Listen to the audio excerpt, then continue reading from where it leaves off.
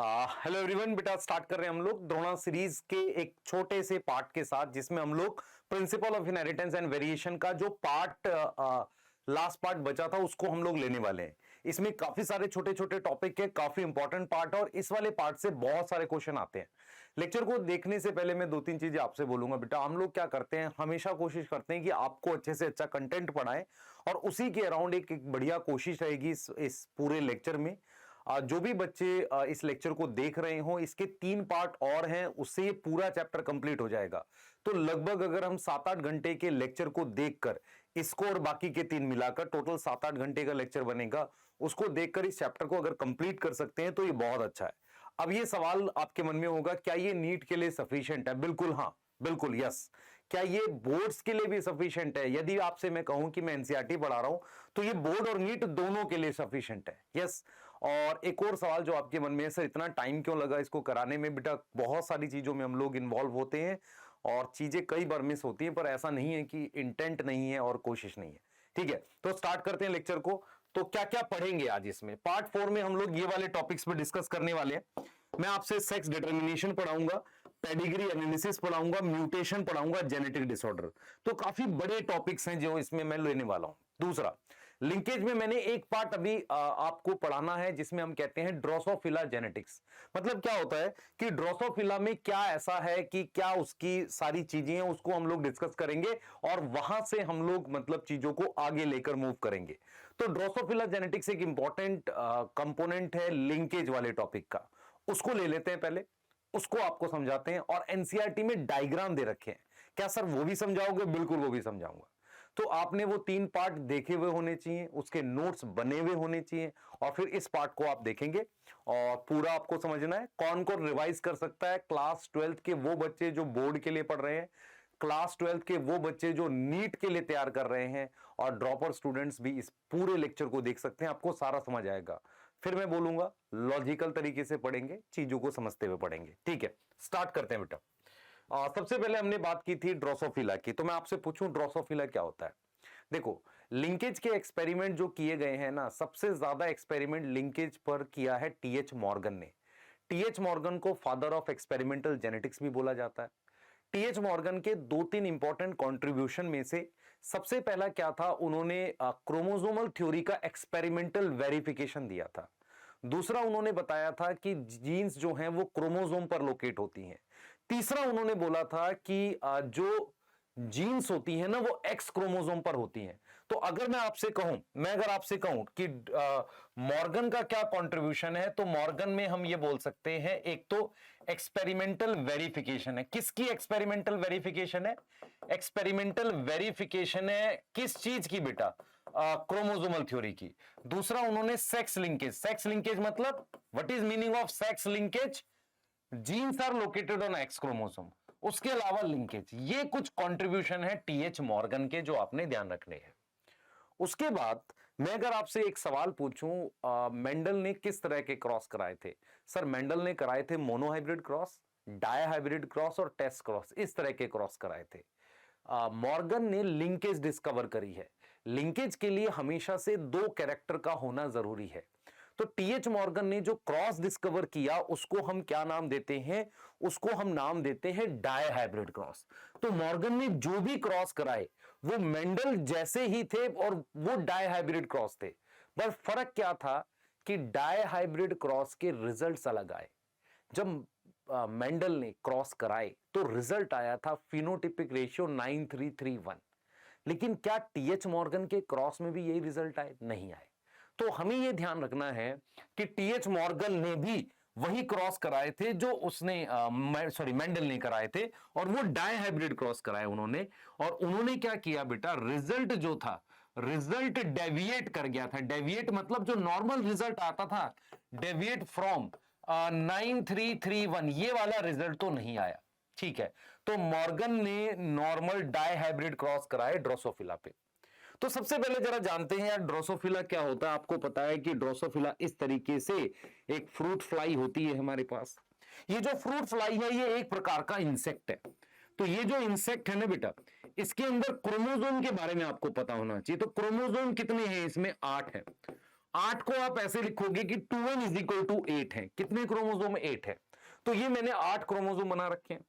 अब ये जो है मेरे पास, ये एक्स क्रोमोसोम है। ध्यान से देखिए बेटा, आपको ये समझना पड़ेगा कि अगर मैं किसी प्लांट की बात करूं, आपके घर के बाहर नीम के पेड़ की बात करूं या मेज के प्लांट की बात करूं, उसमें मेल फीमेल अलग अलग नहीं होता। उनमें एक ही प्लांट में मान लो मेल फीमेल है, तो उनमें कोई सेक्स क्रोमोसोम नहीं होते। लेकिन ड्रोसोफिला में मेल और फीमेल अलग अलग होता है। तो हमने ये देखा कि फीमेल में कितने क्रोमोसोम है और मेल में कितने क्रोमोसोम है। तो फीमेल में भी 8 क्रोमोसोम है, मेल में भी 8 क्रोमोसोम है। पर आपको ये समझना पड़ेगा कि ये वाले जो क्रोमोसोम है, इन्हें हम कहते हैं सेक्स क्रोमोसोम। क्या बोलते हैं बेटा? इन्हें सेक्स क्रोमोसोम्स बोलते हैं। और इन वाले क्रोमोसोम को हम क्या बोलते हैं? ऑटोसोम्स बोलते हैं। क्या बोलते हैं ना? ऑटोसोम्स बोलते हैं। तो यहां पर ये 2 एक्स हैं, मतलब ऑटोसोम में ये वाली चीज, देखो मेरी बात सुनो ध्यान से, अगर इतने को ले लूंगा तो क्या बोलेंगे? हैप्लॉइड। मैंने क्या किया, इतने वाले को लिख दिया कैपिटल ए से। यस, मतलब ऑटोसोम का एक सेट दिखा दिया पूरा। तो मैं क्या, अगर 2a कर दूं तो कितने क्रोमोसोम गए? 6 हो गई है। और साथ में मैंने XX लिख दिया। और यहां पर 2a मतलब देखो, a क्या है? 1 2 3, इसको मिला के a बोला। 2a मतलब ये और ये हो गए। तो टोटल ऑटोसोम ये 2a से दिखा रहे हैं। और x मतलब क्या हो गया बेटा? फीमेल।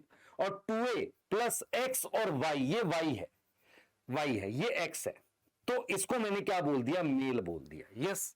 तो हमने यहां पर ये सीखा है कि ड्रोसोफिला में मेल फीमेल अलग अलग होता है।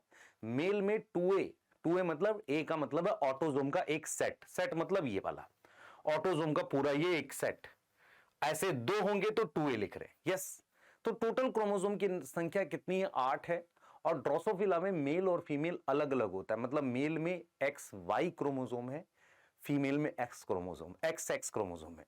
अब किस प्रकार का क्रॉस कराया गया, पर उसमें सबसे इंपॉर्टेंट चीज याद रखें, जो एनसीईआरटी में क्रॉस दे रखा है, एनसीईआरटी में जो क्रॉस है उसमें जो ट्रेट दे रखी है, जो कैरेक्टर दे रखा है, जो भी कैरेक्टर है वो किस पे प्रेजेंट है?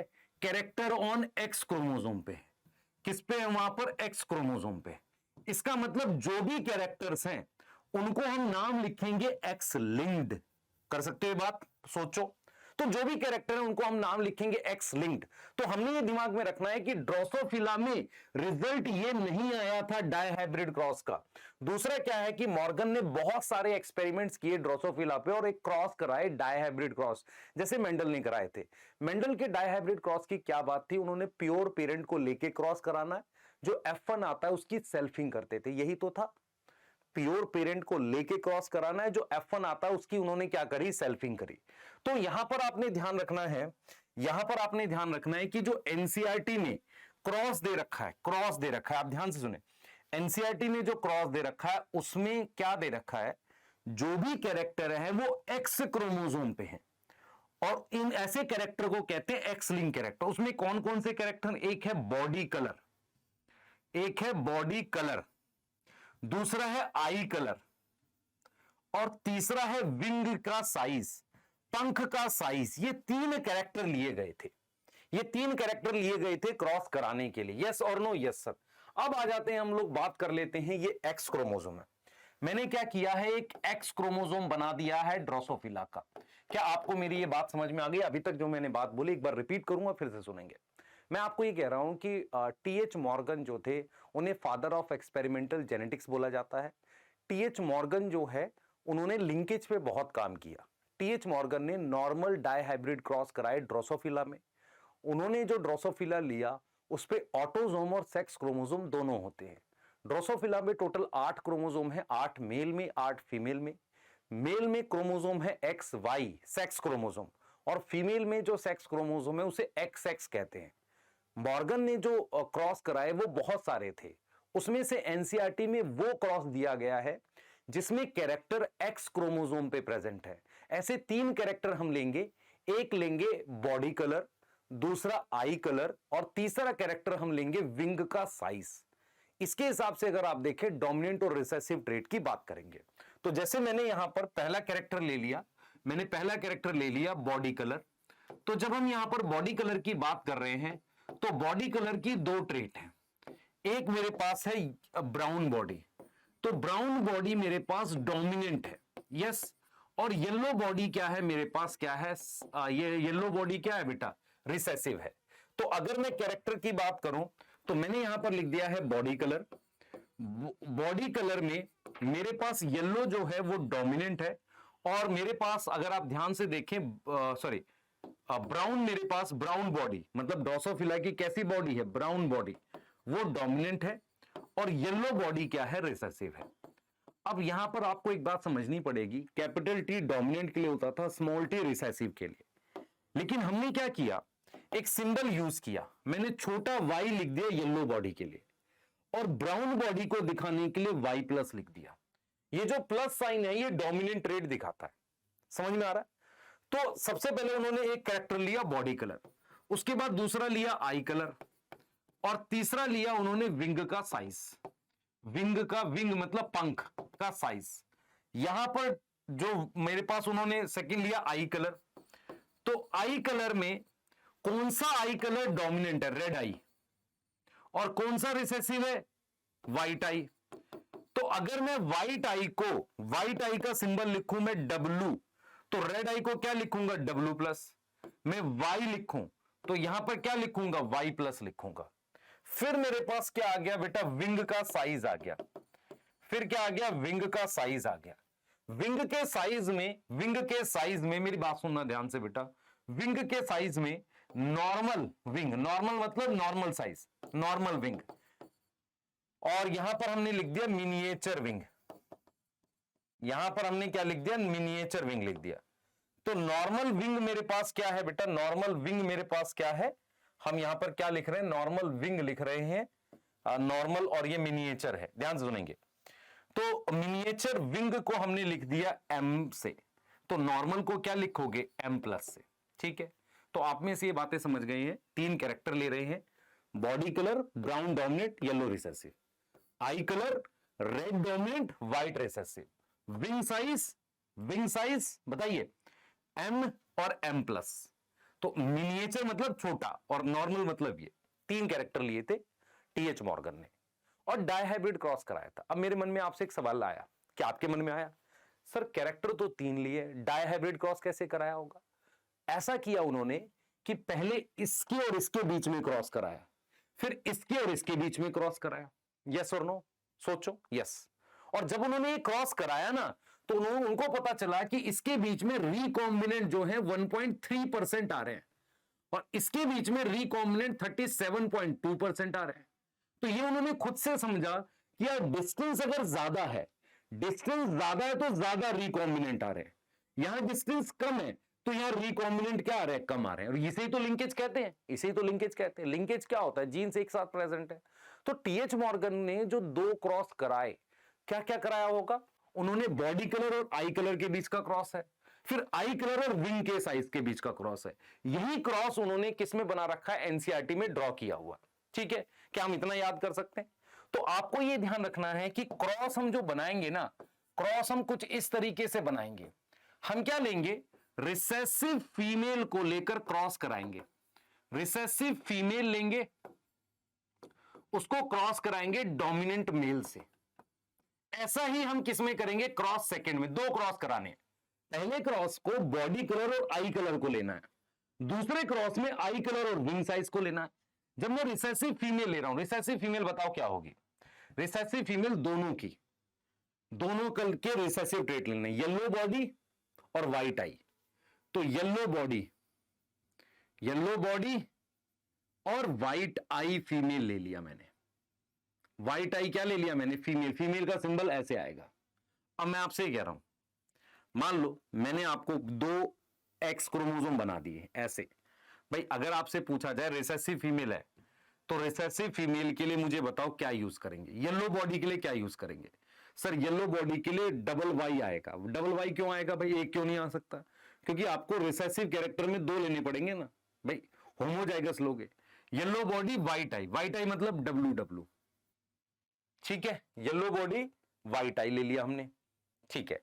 और डोमिनेंट मेल से क्रॉस करा रहे हैं। डोमिनेंट मेल में क्या आएगा बताओ बेटा, येलो बॉडी की जगह क्या आ जाएगा बताओ, इधर Y प्लस आ जाएगा, ठीक है, क्लियर है। और यहां पर क्या है, यहां पर क्या है, रेड आई है, रेड आई के लिए क्या आ जाएगा, डब्ल्यू प्लस आ जाएगा। अब मैं यहां जगह खाली क्यों छोड़ रहा हूं, सुनो, ये लॉजिक है। देखो फीमेल में दो एक्स क्रोमोसोम है, एक ये रहा एक ये रहा। इन दोनों एक्स क्रोमोसोम पे, इस पर वाई है और इस पे डब्ल्यू है, इस पे वाई है इस पे डब्ल्यू है, दो एक्स क्रोमोसोम है। कितने एक्स क्रोमोसोम है, एक एक्स क्रोमोसोम ये रहा एक ये रहा। मेल में एक एक्स क्रोमोसोम होता है, दूसरा वाई क्रोमोसोम होता है। ये वाई वाले पे कुछ नहीं है, ये वाला एक्स है ये वाई है, वाई पे कुछ नहीं है, तो इस पे क्या लिखा हुआ, वाई प्लस और डब्ल्यू प्लस। ऐसे क्रॉस करा रहे हैं। समझ में आ रहा क्रॉस कैसे करा रहे हैं, बिल्कुल क्लियर हो गया। हमने डायहाइब्रिड क्रॉस लेना है और कैरेक्टर वो लेने हैं जो एक्स क्रोमोसोम है। फीमेल में दो एक्स क्रोमोसोम है, इसलिए मैंने दोनों पर वाई डब्ल्यू दिखाया है। और मैंने क्या लेनी है, रिसेसिव फीमेल लेनी है, उसको क्रॉस कराना है डोमिनेंट मेल से। यस। और जो F1 आएगा, F1 में क्या आएगा बेटा, F1 में मेंडल वाले में तो सिंगल टाइप आती थी। अब यहां देखना ध्यान से, ये वाई क्रोमोसोम इसके साथ जाएगा, ये वाई क्रोमोसोम इस एक्स के साथ जाएगा।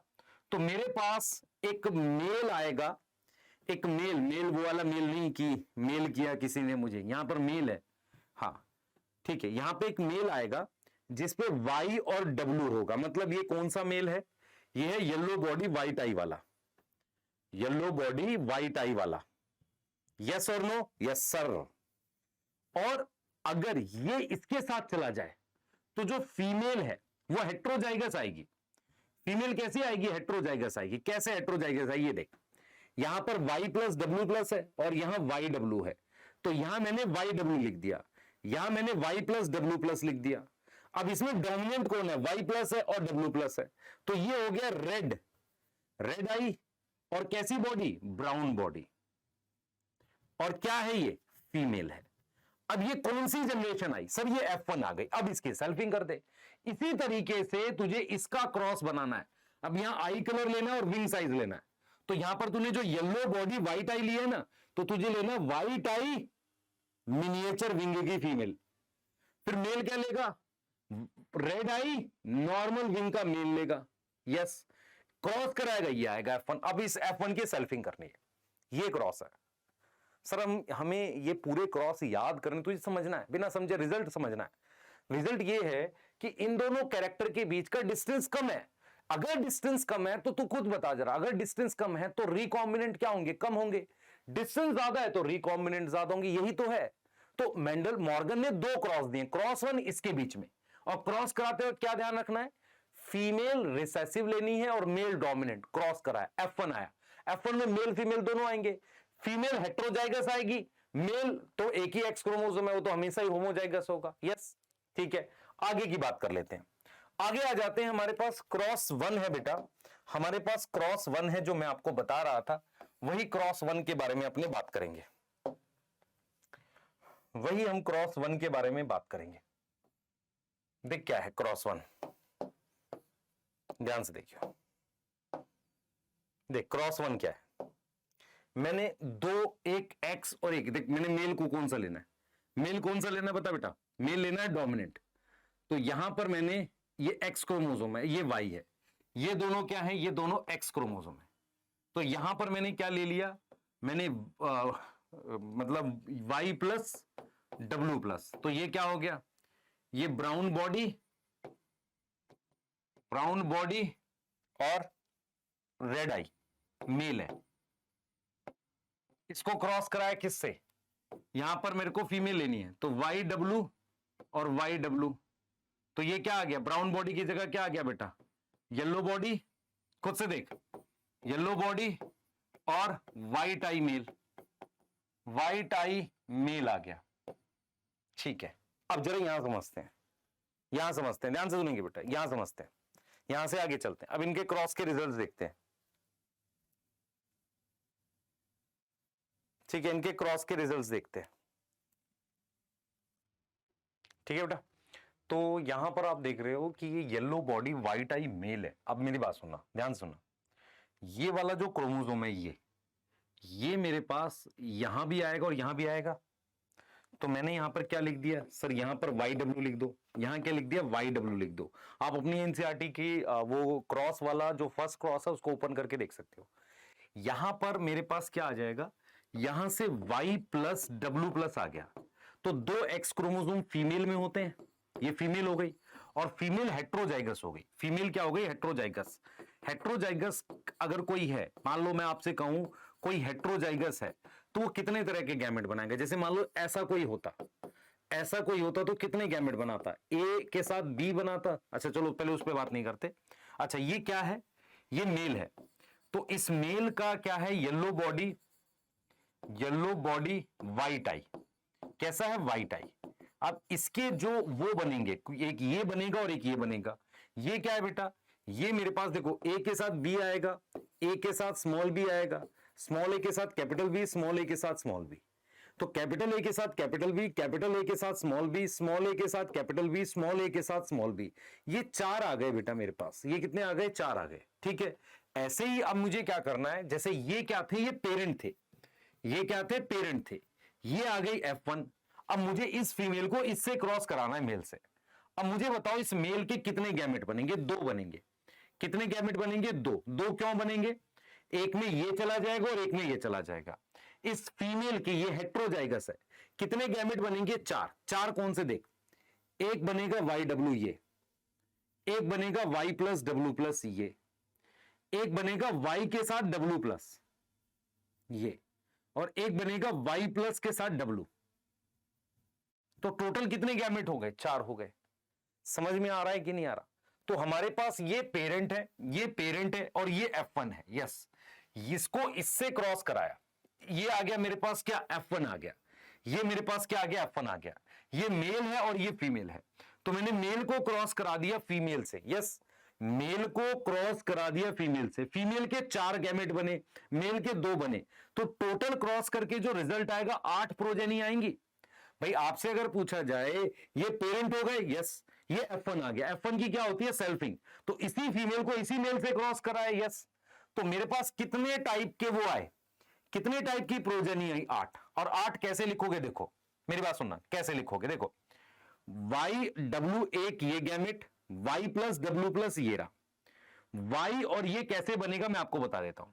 आपको पता है ये G1 फेज का है, तो G2 फेज का कैसा दिखेगा? ये देख, मैं दिखाता हूं तेरे को बेटा, देख कैसे मैंने बनाया ये।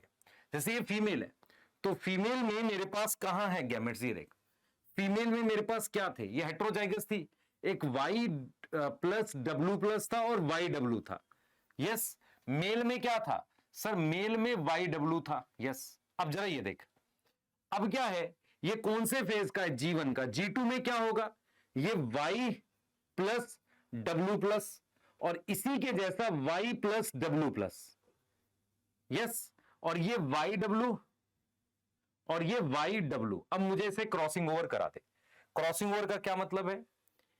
इसको देख बेटा, ये वाला क्या देगा? Y plus W plus. ये क्रॉसिंग ओवर कराने का मतलब है इसको मैं नीचे कर दूं और इसको ऊपर कर दूं, तो ये ऊपर Y चला गया और साथ में ये W प्लस ये रहा। फिर ये Y प्लस यहां आ चुका है, तो Y प्लस W ये रहा, और फिर क्या बनेगा? Y और W बनेगा। तो टोटल मेरे पास 4 गैमेट फीमेल से यहां आ गए, और मेल से कितने आएंगे? ये और ये। तो आप अगर ध्यान से देखोगे, आपका जो रिजल्ट आएगा, आप देखो खुद से देखो, ये रिजल्ट ये दे रखा है। तो जो F1 जनरेशन आई थी, ये देख बेटा, ये जो मेरे पास ये जो है, ये अब F2 जनरेशन है। कैसे निकाला इसने? देख मेरी बात समझ, हमने क्या किया है? 4 गैमेट की हमने बात करी थी। टोटल कितने गैमेट बने थे? 4। इधर देख, ये देख, यहां आ जाते हैं। टोटल कितने गैमेट बने थे? इधर देख, टोटल कितने गैमेट बने हैं? 4। कौन कौन से 4 बने? एक बना है Y के साथ W, और ये Y के साथ Y प्लस और W प्लस। ये पेरेंटल है। ये वाले क्या है बेटा? पेरेंटल है। आगे देख, अब मैंने क्या किया? यहां Y प्लस लिख दिया, W लिख दिया, और यहां लिख दिया मैंने Y और यहां W प्लस। यस, अब देख, ये Y क्रोमोसोम है, यहां पर क्या था? यहां YW था। ये Y क्रोमोसोम है। अब देखता जा बेटा, ध्यान से देख, ध्यान से देख मैं क्या कर रहा हूं, ध्यान से देखियो। अब मैंने ये वो क्रोमोसोम लगा दिया है, वो क्रोमोसोम लगा दिया जो फीमेल से आया, एक्स क्रोमोसोम जो लगा है फीमेल से। कौन सा एक्स? सॉरी, मेल से आया। ये देखो, ये वाला जो मेरे पास एक्स क्रोमोसोम है, ये मेल है ना, ये वाला एक बार इसके साथ मल्टीप्लाई करेंगे, इधर देख, ये वाला एक बार इसके साथ मल्टीप्लाई करेंगे, एक बार इसके साथ ऐसे करके, सही है। मतलब इसको मेरे को इन चारों से मल्टीप्लाई करना है, फिर इसको इन चारों से मल्टीप्लाई करना है। तो ये क्या है, वाई डब्ल्यू है। तो यही तो किया मैंने इन सबके साथ क्या लगा दिया, ये वाई डब्ल्यू लगा दिया। ये कहां से आया, ये मेल से आया। ये वाला एक्स क्रोमोसोम मेल से आया है, और ये वाला एक्स कहां से आया, फीमेल से आया है। यस, ठीक है। ऐसे ही मैंने यहां वाई डब्ल्यू लगा दिया, यहां क्या लगा दिया, वाई डब्ल्यू लगा दिया। ऐसे ही इसमें मेरे पास ये क्या है, वाई डब्ल्यू है ही, ये वाई डब्ल्यू है ही। एक मिनट रुको, वाई डब्ल्यू क्यों लगा रहा हूं मैं, देखो इधर देखना। ऐसे ही एक वाई डब्ल्यू ये रहा, यहां पे क्या लिखोगे, वाई प्लस डब्ल्यू प्लस, यहां क्या लिखोगे, वाई डब्ल्यू प्लस, यहां पे वाई प्लस डब्ल्यू। देख मेरी बात समझ, इसके साथ ये ऐसे समझ इस चीज को, इधर आप वापसी, इधर देख, इसके साथ ये मैंने चारों लगा दिए। कहां है वो, ये रे, ये देख, यही किया ना। इसके साथ ये चार, देख, इसके साथ 1 2 3 4 ये लगा दिए। अब देख, अब इसके साथ भी ये चारों लगा दिए, यहां पर देख, इसके साथ भी ये चारों लगा दिए। तो ये मेल बन गया, ये फीमेल बन गया। अब इसमें ये जो है ना, ये रिकॉम्बिनेंट है, ये रिकॉम्बिनेंट है। रिकॉम्बिनेंट क्यों है, why they are recombinant. Recombinant क्यों है, पीछे जाते हैं। देख, अगर मैं ये एक्सचेंज करूंगा तो W प्लस वाई और W वाई प्लस, ये रिकॉम्बिनेंट बनेंगे ना यहां पे, और ये पेरेंटल है। तो यही चीज तो मैं कह रहा हूं तेरे को, मेरे को ये रिकॉम्बिनेंट है, वाई डब्ल्यू और वाई प्लस डब्ल्यू क्या पेरेंटल है। तो यही चीज एनसीईआरटी ने क्रॉस में दिखाई है। अगर आप एनसीईआरटी का क्रॉस देखोगे ना, तो उसमें यही चीज करी है उसने क्या किया है, ये पेरेंटल इस तरीके से ड्रॉ कर दिया है, और पेरेंटल में वाई प्लस डब्ल्यू और वाई डब्ल्यू ई है, अगर आप ध्यान से देखो, और रिकॉम्बिनेंट में Y plus W Y W plus. तो ये मेल होगा 2 और ये 2 फीमेल हो गई, ये रिकॉम्बिनेंट है। और यहां रिकॉम्बिनेंट कितना लिखा है, 1.3, तो पेरेंटल कितना आ जाएगा, 98.7%। ये किया हुआ है। तो आपको क्रॉस कैसे समझना है, सुनो, क्रॉस ऐसे समझना है कि मुझे रिसेसिव फीमेल को क्रॉस कराना है डोमिनेंट मेल से, इन दोनों के लिए। अगले क्रॉस में, क्रॉस सेकंड में, मुझे इन दोनों के लिए कराना है रिसेसिव फीमेल और डोमिनेंट मेल से। मेरे पास जो F1 जनरेशन आएगी, ये F1 आ गई, इसकी मुझे सेल्फिंग करनी है। ये जो फीमेल है, ये फीमेल है ना, इसमें 2 एक्स हैं, इसके 8 गैमेट बनेंगे, इसके बनेंगे 2, सॉरी इसके 4 बनेंगे, इसके 2 गैमेट बनेंगे। टोटल कितने हो गए, 8 प्रोजेनी आएंगे। इसके 4 गैमेट कैसे लिखोगे बताओ बेटा, कहां गया, अच्छा ये तो इसके क्रॉस से ये आया, सॉरी। हाँ देखो, ये मेरे पास क्या है, ये इनके क्रॉस से ये आया। तो ये जो फीमेल है ना, ये फीमेल है ना, इसके बनेंगे 4 गैमेट, इसका बनेगा 2, 4 इंटू 2 कितना हो गया, 8। वही चीज दिखाई है, वही चीज करी है ना हमने। देखो ये फीमेल है, इसमें वाई प्लस डब्ल्यू हेट्रोजाइगस ना, हेट्रोजाइगस का क्या मतलब होता है ये, तो इसके कितने गैमेट बनेंगे, 4, इसके कितने गैमेट बनेंगे, 2। 4 को 2 से मल्टीप्लाई किया कितना आ गया, 8 आ गया। 4 को 2 से मल्टीप्लाई किया कितना आ गया, 8 आ गया। यस, 8 आ गया। तो ये चीज कर रहे हैं हम, क्लियर है, ये चीज कर रहे हैं। तो आप देख सकते हो, ऐसा ही मैं क्रॉस बनाऊंगा। आप चाहो तो क्रॉस सेकंड खुद बनाओगे, अगर आप खुद क्रॉस सेकंड बनाओगे तो मैं बता देता हूं क्रॉस सेकंड के लिए आपको क्या करना है, किसके लिए लेना है, आप बताओ, खुद ड्रॉ करो क्रॉस सेकंड, आई कलर और विंग साइज के लिए। ठीक है सर, बना के एक बार हेडिंग लिख दो। आई कलर लेना है, तो ये मेल है, मेल डोमिनेंट लेना था, आई colour dominant W plus, wing के लिए क्या लिखेगा, M प्लस, और यहां पे दोनों रिसेसिव है, WM, और ये क्या हो गया, ये व्हाइट आई हो गई, व्हाइट आई मिनिएचर विंग। ये फीमेल है, दोनों एक्स क्रोमोसोम में देख रहा है, ये भी एक्स है, ये भी एक्स है, मिनिएचर विंग। और इसको क्या करेगा बेटा, इसको क्या लिखेगा, रेड आई और नॉर्मल विंग। अब ये तेरे पास क्या आ जाएगी, फीमेल हेट्रोजाइगस आ जाएगी। ये फीमेल क्या आएगी, देख बेटा, ये WM यहां आ गया, और यहां से W प्लस M प्लस आ गया, और ये WM आ गया। तो इसके कितने गैमेट बनेंगे, 2, इसके कितने बनेंगे, 4। कैसे 4 बनेंगे तो खुद देख ले, एक बनेगा WM, एक W प्लस M प्लस। ये कौन से गैमेट हो गए, ये पेरेंटल हो गया, ये पेरेंटल हो गया, ये कितना, ये भी पेरेंटल हो गया। अब W प्लस के साथ M और W के साथ M प्लस, ये वाले क्या हो गए, रिकॉम्बिनेंट हो गए। अब अगर मैं एक बार इन चारों से इसको मल्टीप्लाई करूंगा तो 4 प्रोजेनी फीमेल आ गई, इसको इन चारों से मल्टीप्लाई करूंगा तो 4 प्रोजेनी क्या आ गई, मेल आ गई। उसमें जिनके पास W प्लस M और WM प्लस होगा वो क्या होंगे, मेल। अब इसमें रिकॉम्बिनेंट कितना दे रखा है, 37.2 दे रखा है। 100 में से ये माइनस कर दो तो पेरेंटल कितना आ जाएगा, पेरेंटल आ जाएगा कितना, 67 पॉइंट कितना आ रहा है, 67.8 आ रहा है, ऐसे कुछ आ जाएगा, ये आ रहा है नहीं, 62.8 आ जाएगा। अब इसको 100 आ जाएगा ये, तो इसका मतलब ये है कि हम यही चीज तो आपको समझा रहे हैं, हम यही कह रहे हैं कि हमारे पास बॉडी कलर और आई कलर में डिस्टेंस कितना कम है, इसलिए 1.3% रिकॉम्बिनेंट आए। तो पेरेंटल कितने आ गए, 98.7% आ गए। और इन दोनों में मेरे पास पेरेंटल कितने आ गए, इन दोनों में पेरेंटल कितने आ गए बेटा, पेरेंटल कितने आ गए, पेरेंटल आ गए इन दोनों में, और यहां पे रिकॉम्बिनेंट आ गए।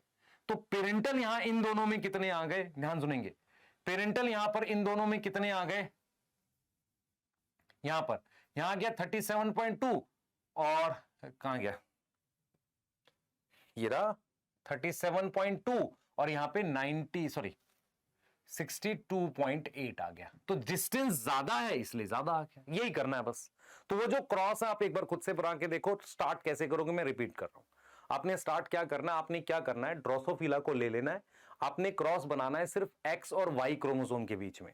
तो फीमेल में 2 एक्स है और मेल में एक एक्स और वाई है। जो एक्स क्रोमोसोम है आप याद करिए उस पर 3 कैरेक्टर है। पहला कैरेक्टर है क्या, बॉडी कलर, दूसरा है आई कलर, तीसरा है विंग का साइज। पहले इन दोनों के बीच में बनाना है, बॉडी कलर और आई कलर के बीच में। दूसरा क्रॉस आई कलर और विंग साइज के बीच में। पहले में क्रॉस में रिकॉम्बिनेंट 1.3 आ रहे हैं, दूसरे में आ रहे हैं 37.2। डन हो गई है, कर लेंगे यहां तक, बताइए यहां तक कर लेंगे, ठीक है। अब यहां से हम अगले टॉपिक पे जाएंगे। मैं फिर बोल रहा हूं, लेक्चर को पॉज करो, एक बार एनसीईआरटी में जहां लिंकेज रखा ऊपर की 4-5 लाइनें पढ़ो, वहां लिखा हुआ है कि कौन से कैरेक्टर लिए हैं। उसके बाद एक बार क्रॉस को देखो, मैंने रिकॉम्बिनेंट ऐसे दिखाए हैं, एनसीईआरटी ने ऐसे दिखाए हैं, पर रिकॉम्बिनेंट याद करो कैसे होगा। जैसे मान लो मुझे रिकॉम्बिनेंट लिखना है, तो रिकॉम्बिनेंट मुझे बताओ कैसे होगा। जैसे मान लो मैंने जो इसमें दिखाया आपको, ये देखो इसमें दिखाया, तो ये जो है आप देखो ये क्या है, यहां पर ये पेरेंटल है ना, WM ये वाला। अच्छा यहां पे देख लेते हैं, WM और W प्लस M प्लस जिसमें होगा वो पेरेंटल है, लेकिन W के साथ M प्लस आ जाए और W प्लस के साथ M आ जाए वो रिकॉम्बिनेंट है। तो आप आराम से डायग्राम में पहचान लोगे, ठीक है। अब हम डिस्कस करने जा रहे हैं बेटा टॉपिक सेक्स डिटरमिनेशन, बहुत इंपॉर्टेंट है, करते हैं एक बार स्टार्ट करते हैं उससे। चलिए करते हैं बेटा स्टार्ट। आइए अगला टॉपिक हम लोग जो जेनेटिक्स में पढ़ते हैं उसे हम सेक्स डिटरमिनेशन कहते हैं। बेटा आपने स्टार्टिंग में ही पढ़ा था, जेनेटिक्स की परिभाषा है जो डील करता है हेरिडिटी और वेरिएशन से। कहीं ना कहीं हमारे दिमाग में ये भी चलता रहता है कि जैसे हम लोग अगर ह्यूमन में देखते हैं तो मेल और फीमेल देखने में बिल्कुल अलग अलग पता चलता है। क्या प्लांट्स में भी ऐसा होता है? क्या प्लांट्स में भी कभी आपने ऐसा देखा कि नीम का जो पेड़ है उसमें मेल और फीमेल अलग अलग दिख रहा है, मेल प्लांट अलग है, फीमेल प्लांट अलग है? या आपने कई बार ऐसा कभी फील किया है कि इंसेक्ट्स में क्या देखने में बिल्कुल अलग अलग पता चलता है? ऐसा नहीं होता बहुत सारे केसेस में। तो हम ये टॉपिक जो ले रहे हैं जिसमें हम सेक्स डिटरमिनेशन कहते हैं, इसमें हमारा जो फोकस रहेगा वो इस बात पर रहेगा कि किस तरीके से क्रोमोसोम जो हैं वो मेल फीमेल को डिसाइड करते हैं। पर यहां पर सबसे पहला सवाल मेरे पास आपके लिए है, क्या सारे ऑर्गेनिज्म में मेल फीमेल अलग अलग होता है? अर्थवर्म देख लो, उसमें मेल फीमेल एक ही ऑर्गेनिज्म के अंदर है। टेपवर्म देख लो तो ऐसा नहीं होता। दूसरा आप अगर ध्यान से देखो, नीम का पेड़, रोज का प्लांट, उसमें एंड्रोशियम और गाइनोशियम एक ही प्लांट में प्रेजेंट है। तो ऐसा कैसे पॉसिबल है कि एक ही प्लांट में अगर वो दोनों प्रेजेंट है तो क्रोमोसोम ने बताया हो कि मेल और फीमेल बनेंगे? कहीं ना कहीं मुझे यह समझना पड़ेगा कि क्रोमोसोम से मेल और फीमेल का डिसीजन सारे ऑर्गेनिज्म में नहीं होता, पर जिन ऑर्गेनिज्म में होता है उनके में कैसे होता है, कैसे डिसाइड होता है कि मेल और फीमेल बनेगा, यह बहुत बढ़िया सवाल है। तो क्या क्रोमोसोम सारे ऑर्गेनिज्म में सेक्स डिटरमाइन करते, मेल और फीमेल बनाते हैं? नहीं, नो, बिल्कुल नहीं। ठीक है, तो हम यहां पर इस तरीके से इस बात को समझेंगे, हम यहां पर इस बात को समझेंगे कि बहुत सारे ऐसे ऑर्गेनिज्म होते हैं, मैनी ऑर्गेनिज्म ऐसे होते हैं जहां पर at the time of zygote, at the time of zygote, जब जाइगोट बनता है, जब क्या बनता है, जाइगोट बनता है, उस जाइगोट में अगर XX है तो वो फीमेल बन जाता है, और अगर उसमें XY है तो वो मेल बनेगा फ्यूचर में जाके। At the time of zygote sex क्या हो जाता है, सेक्स ऑफ इंडिविजुअल फिक्स हो जाता है, पर सब में नहीं होता, सब में नहीं होता। तो इसका मतलब ये है, इसका मतलब ये है कि अगर आपको अपने आसपास नीम का पेड़, बरगद का पेड़ या कोई और प्लांट दिख रहा है जिसमें एंथर और ओवरी दोनों एक ही में प्रेजेंट है, वहां पर क्रोमोसोम डिसाइड नहीं करते कि मेल बनेगा कि फीमेल बनेगा। इसका मतलब अगर मैं आपसे कहूं सेक्स डिटर्मिनेशन का क्या मतलब है, सेक्स डिटर्मिनेशन का क्या मतलब है, सेक्स डिटर्मिनेशन का मीनिंग है डिसीजन, ऐसा decision to make, to decide कि मेल बनेगा और फीमेल बनेगा, ऐसा कुछ डिसीजन करना कि मेल बनेगा कि फीमेल बनेगा, उसको हम क्या बोलते हैं, सेक्स डिटर्मिनेशन बोल देते हैं, उसको हम क्या बोल देते हैं, सेक्स डिटर्मिनेशन बोल देते हैं। लेकिन टॉपिक ये नहीं है, टॉपिक ये है कि क्रोमोसोम से कैसे डिसाइड होता है मेल फीमेल बनेगा।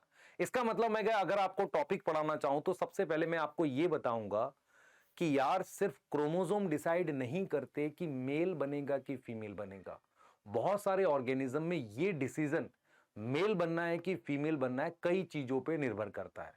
फॉर एग्जाम्पल हमारे पास कुछ ऐसे रेप्टाइल्स होते हैं, जैसे कि आप रेप्टाइल्स में लिजर्ड्स होती हैं जिनमें हाई और लो टेम्परेचर से मेल फीमेल का फर्क पड़ जाता है। क्या मतलब है इसका, इसका मतलब यह है कि जैसे एग है, एग के अंदर कोई इंडिविजुअल है, उस एग के हैच होने से मेल निकलेगा कि फीमेल निकलेगा ये डिपेंड करता है कि एनवायरनमेंट का क्या टेम्परेचर है।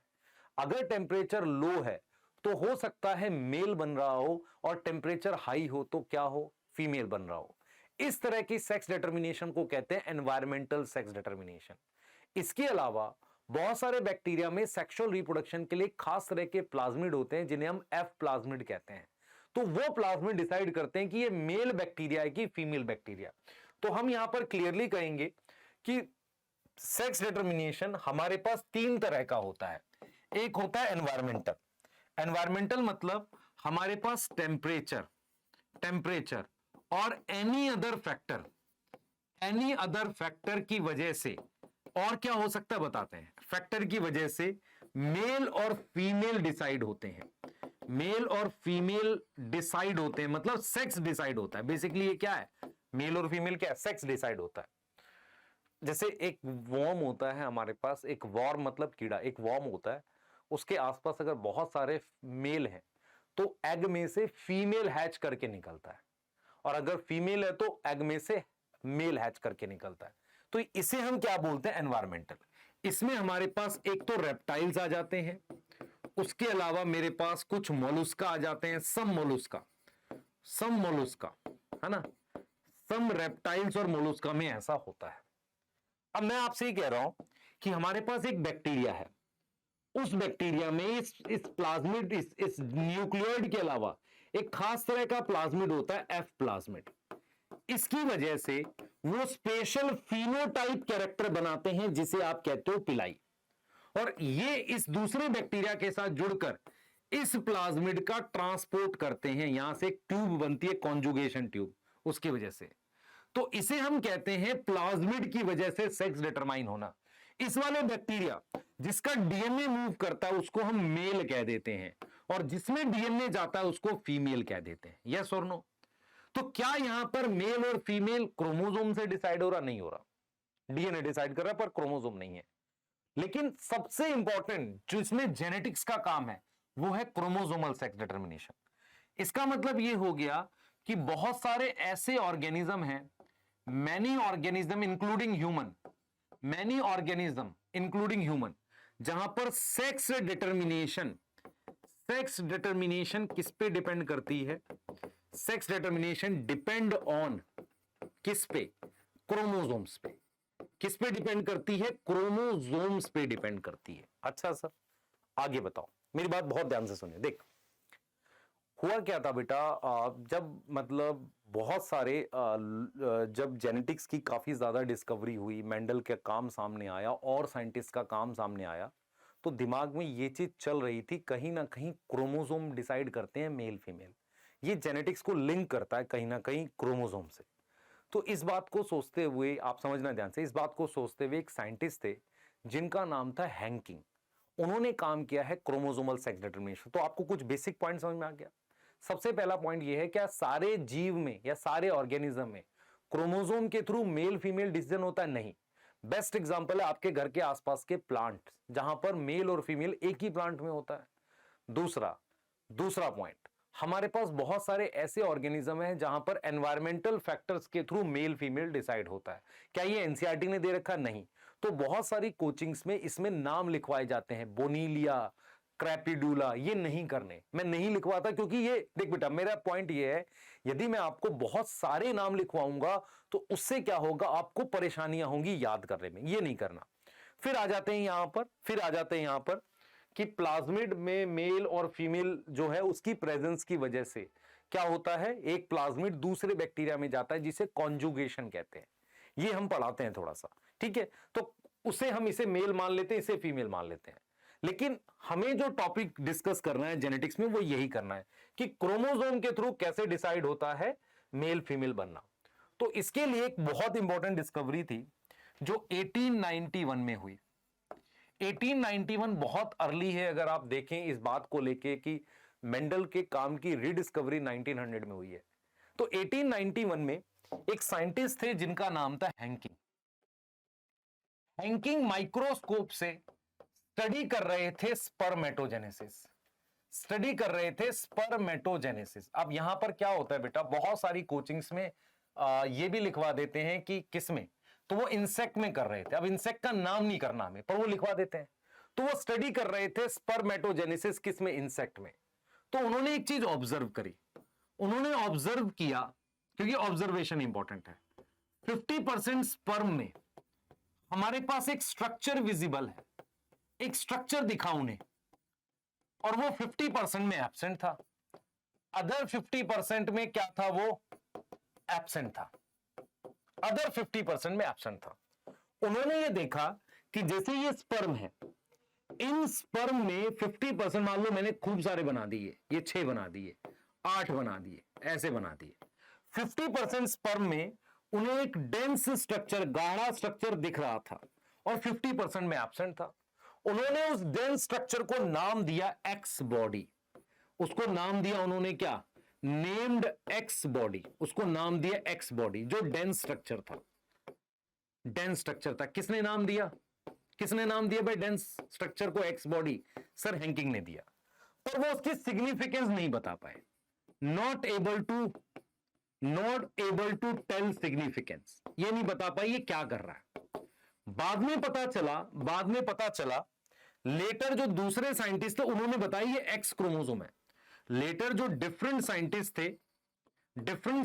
थे उन्होंने बताया इट इज एक्स क्रोमोसोम। ये क्या है, एक्स क्रोमोसोम है, ये हमारे पास एक्स क्रोमोसोम है। मेरी बात समझो ध्यान से।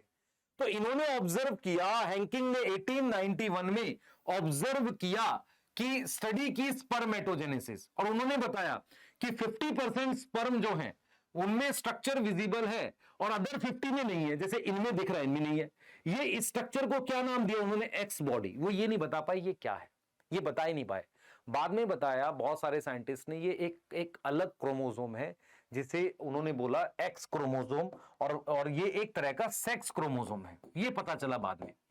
और मैं आपको ये चीज बता देता हूं ऐसा क्यों हो रहा था, क्योंकि जैसे मान लो मेरे पास ये एक इंसेक्ट है, ठीक है, ये मेल है, यस मेल है, और ये फीमेल है। तो मेल में टोटल कितने क्रोमोसोम है, जितने भी है मान लो। तो जैसे ये मान लो ये मैंने बना दिया, ये फीमेल है, तो फीमेल जो है ना, फीमेल में मान लो यहां पर 8 क्रोमोसोम दिख रहे हैं आपको, 8 दिख रहे हैं यहां कि ये मेल है। तो मेल में कितने दिख रहे हैं, 7 क्रोमोसोम। अब जब ये मेल स्पर्म बनाएगा, मान लो ये स्पर्म बनाएगा, तो एक स्पर्म में तो ये 7 चले, ये चले जाएंगे, मान लो ये चले गए, ये चला गया। दूसरे वाले स्पर्म में 3 ही जाएंगे भाई, ये 3 जाएंगे, दूसरे स्पर्म में ये 4 चले जाएंगे। जिसमें ये 4 जा रहे हैं उसमें ये वाला जो एक्स क्रोमोसोम है ये डेंस स्ट्रक्चर की तरह दिख रहा था। मतलब मैं ये कह रहा हूं कि मेल में मान लो मेरे पास, ऐसा मान लेते हैं मेल में एक क्रोमोसोम कम है, 1 क्रोमोसोम लेस है। और वो कौन सा कम है? X chromosome. जैसे फीमेल में 2 एक्स हैं, एक ये रहा और एक ये रहा, तो फीमेल जो एग बनाएगी दोनों में 4 यहां से और 4 यहां से जाएंगे। लेकिन मेल में एक में 4 जा रहे थे, एक में 3 जा रहे थे। तो जिसमें 3 जा रहे थे उनमें वो एक्स बॉडी नहीं दिख रही थी, और जिसमें 4 जा रहे थे उसमें एक्स बॉडी दिख रही थी। तो यही चीज हैंकिंग ने ऑब्जर्व करी, उन्होंने उसको एक्स बॉडी बोल दिया। बाद में पता चला ये एक क्रोमोसोम है जिसे हमने एक्स क्रोमोसोम कहा, और इसका रोल है ये डिसाइड करने में कि मेल बनेगा फीमेल, तो इसको कहा गया सेक्स क्रोमोसोम। यस और नो? यस और नो बताइए। ये समझ में आ रहा है बेटा? ये समझ में आ रहा है? बताओ। ठीक है बेटा। तो अब हमने ये क्या समझ लिया है कि कैसे डिस्कवरी हुई, आगे की बात कर लेते हैं। अब आपको कुछ बेसिक चीजें समझनी पड़ेंगी। देखो, आपको यह समझना पड़ेगा कि यार सेक्स डिटर्मिनेशन अगर क्रोमोसोम से करना है तो 2 बेसिक पॉइंट है जो बहुत इंपॉर्टेंट है। सबसे पहला पॉइंट है कि एक मेंबर, जैसे मान लो अगर मैं बात करता हूं मेल और फीमेल की, कोई एक मेंबर 2 तरह के गैमेट बनाए। जैसे मान लो अगर हम मेल की बात करें तो मेल कैसे गैमेट बनाता है? सर मेल बनाता है A+X और A+Y। सर ये कैसे किया? जैसे ह्यूमन में टोटल कितने क्रोमोसोम होते हैं? 46। उसमें 23 पेयर होते हैं ना, उसमें से 22 पेयर क्या होते हैं बताओ? 22 पेयर ऑटोसोम होते हैं। यस और नो? Yes sir. तो मान लो मैंने ऐसे 22 पेयर बनाने हैं, ऐसे करके मैंने 22 पेयर बनाने हैं। तो ये जो एक साइड है ना 22 की, 22 की जो एक साइड है इसको A लिख दो, तो 2A कितना हो जाएगा सर? 44 हो जाएगा। तो अगर गैमेट बनाऊंगा तो ये A के साथ मैं X लिख सकता हूं और A के साथ Y लिख सकता हूं। तो A का मतलब कितना है? 22। तो A+X और A+Y। फीमेल क्या करेगा? एक ही टाइप के गैमेट है, A+X और A+X ही तो है, फीमेल तो एक ही तरह के गैमेट बनाती है। तो अगर मैं इसको, ध्यान दो बेटा, अगर मैं इसको इसके साथ ले जाऊं तो फीमेल बनेगा, और इसको इसके साथ ले जाऊं तो मेल बनेगा। तो पॉइंट ये है कि कोई एक मेंबर हेट्रोगैमेटिक होना चाहिए। हेट्रोगैमेटिक मतलब वो 2 टाइप के गैमेट फॉर्म करे, वो 2 टाइप के क्या बनाए? गैमेट्स बनाए, तभी बनेगा बेटा, ये तभी होगा। तो आपको ये समझना है कि क्रोमोसोम से अगर सेक्स डिटरमाइन करना है तो मेल फीमेल में से कोई एक, जरूरी नहीं कि हमेशा मेल हेट्रोगैमेटिक हो, हम देखेंगे आगे, जरूरी नहीं है, कोई एक मेंबर हेट्रोगैमेटिक होना चाहिए, वो 2 प्रकार के गैमेट्स बनाए। दूसरा मेंबर मेरे पास क्या होना चाहिए? दूसरा मेंबर बेटा क्या होना चाहिए? होमोगैमेटिक होना चाहिए। मतलब यह हुआ कि जैसे मान लो मेल ने 2 टाइप के गैमेट बनाए, फीमेल एक बनाए, तो इसको इससे ले जाएंगे तो फीमेल, इसको इसके साथ ले जाएंगे तो मेल बन जाएगा। लेकिन अगर दोनों 2 तरह के गैमेट बना, जैसे फीमेल भी 2 बना देती, मेल भी 2, तो 2 इंटू 2 4 टाइप के इंडिविजुअल हो जाते हैं। ह्यूमन में 2 ही टाइप के इंडिविजुअल है, एक मेल है एक फीमेल है, 4 टाइप के हो जाते हैं, अजीब हो जाता। तो यही चीज कह रहे हैं, कोई एक मेंबर हेट्रोगैमेटिक होगा और हेट्रोगैमेटिक मेंबर ही डिसाइड करेगा कि मेल बनेगा कि फीमेल, उसके क्रोमोसोम डिसाइड करेंगे। यस और नो? क्लियर है? अब सवाल यह उठता है कि क्या इज ऑलवेज मेल इज हेट्रोगैमेटिक? क्या हमारे नेचर में कोई ऐसा एग्जाम्पल है जो फीमेल को हेट्रोगैमेटिक बनाता है? बिल्कुल है। तो हम यही देखने वाले हैं कुछ ऐसे ऑर्गेनिज्म के उदाहरण जहां पर किस तरीके से क्रोमोसोम से सेक्स डिटरमाइन होता है। आपको यह समझना पड़ेगा हैंकिंग जो थे वो एक इंसेक्ट की स्पर्मेटोजेनेसिस माइक्रोस्कोप से देख रहे थे। उन्होंने ये देखा कि यार जो कुछ इंसेक्ट ऐसे हैं उसमें एक्स बॉडी दिख रही है, क्रोमोसोम दिख रहा है, एक में नहीं दिख रहा है, 50% स्पर्म में। तो उन्होंने बताया यार 50% स्पर्म में एक्स क्रोमोसोम होता है, ठीक है। बाद में पता चला वो सेक्स क्रोमोसोम है। फिर हमने और भी लोगों में जब ऑब्जर्वेशन करी तो हमें ये मिला कि सेक्स डिटरमाइन करने के लिए मेल और फीमेल में से किसी एक में 2 प्रकार के गैमेट्स बने। यहां पर ए शब्द का मतलब है ऑटोजोम्स, मतलब ए का मतलब है ऑटोजोम्स। तो आपको ये समझना पड़ेगा, जैसे मान लो मैं ऐसे जोड़े बना रहा हूं, ऐसे में जोड़े बना रहा हूं, यस और नो? Yes sir. ऐसे में जोड़े बना रहा हूं, ह्यूमन में ऐसे कितने जोड़े होंगे? 22। उसके बाद या तो X और X क्रोमोसोम होगा, तो इस एक साइड को हम A लिखते हैं कैपिटल। तो ऐसी दो साइड हो जाएंगी तो क्या लिखोगे 2A, और उस 2A के साथ मैंने क्या लगा दिया XX लगा दिया। यस और नो? यस। तो ऑलवेज मेल इज हेट्रोगैमेटिक? नो, ऐसा नहीं है। तो हमारे पास कहां है सेक्स डिटर्मिनेशन के एग्जांपल देख लेते हैं। जैसे सबसे पहले सेक्स डिटर्मिनेशन हमारे पास है XY टाइप कहते हैं। एनसीईआरटी ने लिखा XY, मतलब हम मेल को रिप्रेजेंट कर रहे हैं और यहां पर दोनों को दिखा रहे हैं, भाई ये फीमेल है ये मेल है। XY टाइप क्या है? मेल हेट्रोगेमेटिक है और है ना, मेल हेट्रोगेमेटिक है, ये दिखा रहे। इसमें देखो XY टाइप जो होता है हमारे पास, XY टाइप में क्या होता है, ध्यान से सुनना बेटा। मेल जो है वो 2A मतलब ऑटोजोम को डबल किया प्लस XY होता है। फीमेल जो है, ध्यान देंगे बेटा, फीमेल जो है, फीमेल जो है वो 2A प्लस XX है। इसके कितने गैमेट बनेंगे सर? इसके दो टाइप के बनेंगे, A प्लस एक्स और इसके A प्लस वाई। इसमें कितने टाइप के बनेंगे? एक ही टाइप का है। मैं लिख भले ही दो रहा हूं पर है तो एक टाइप का। इसमें वन टाइप के गैमेट है। यस, इसमें दो टाइप के हैं। ठीक है, इसमें दो टाइप के हैं। अगर मैं इसको इसके साथ ले जाऊं तो मेरे पास क्या बनेगा? फीमेल। और अगर मैं इसको और इसको साथ ले जाऊं तो मेरे पास क्या बनेगा? मेल। मेरे पास क्या बनेगा बेटा? मेल बनेगा। यस और नो? Yes sir. ठीक है, इसका एग्जाम्पल मेरे पास एक तो ड्रोसोफिला है। क्या है? ड्रोसोफिला। यस, तो ड्रोसोफिला क्या? इंसेक्ट है।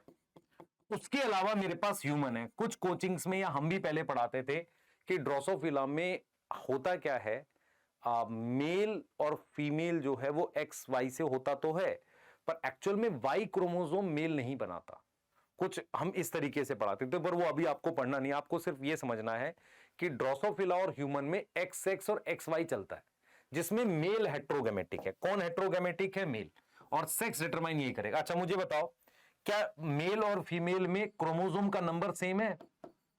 बोथ मेल एंड फीमेल, इसमें क्रोमोसोम का नंबर सेम है? यस और नो? क्रोमोसोम का नंबर क्या है? सेम है? यस और नो बताओ? सेम है? यस सेम है। अब जरा इसको देखो, ये हमारे पास मोस्ट इंसेक्ट में मिलती है। अगर आपको क्वेश्चन आ जाए कि क्या XX एक्सो टाइप सारे इंसेक्ट में मिलती है? नहीं, क्योंकि ड्रोसोफिला भी तो इंसेक्ट है। तो मोस्ट इंसेक्ट में यही मिलती है, जैसे कि ग्रास हॉपर में मिल जाएगा, ग्रास हॉपर में मिल जाएगा। यस और नो? Yes sir. ये कॉकरोच में मिल जाएगा। यस। इसमें क्या होता है, मेल में एक क्रोमोसोम कम है। मेल में क्या है? वो 2A प्लस X नॉट है। नॉट का मतलब कम है। One chromosome less, one chromosome less है। मान लो मेल में हो सकता है 22 क्रोमोसोम हो, 21 हो, फीमेल में 22 हो। ठीक है, फीमेल जो है वो 2A प्लस XX है। आपको ये समझना पड़ेगा कि मेल दो तरीके के गैमेट बनाएगा। एक वो A प्लस एक्स बनाएगा और A प्लस नॉट बनाएगा। ये A प्लस नॉट किस में जा रहा है? स्पर्म में। और ये भी किस में जा रहा है? स्पर्म में। फीमेल में जो ओवम बनेगा वो एक ही तरह का बनेगा, A प्लस एक्स और A प्लस एक्स बनेगा।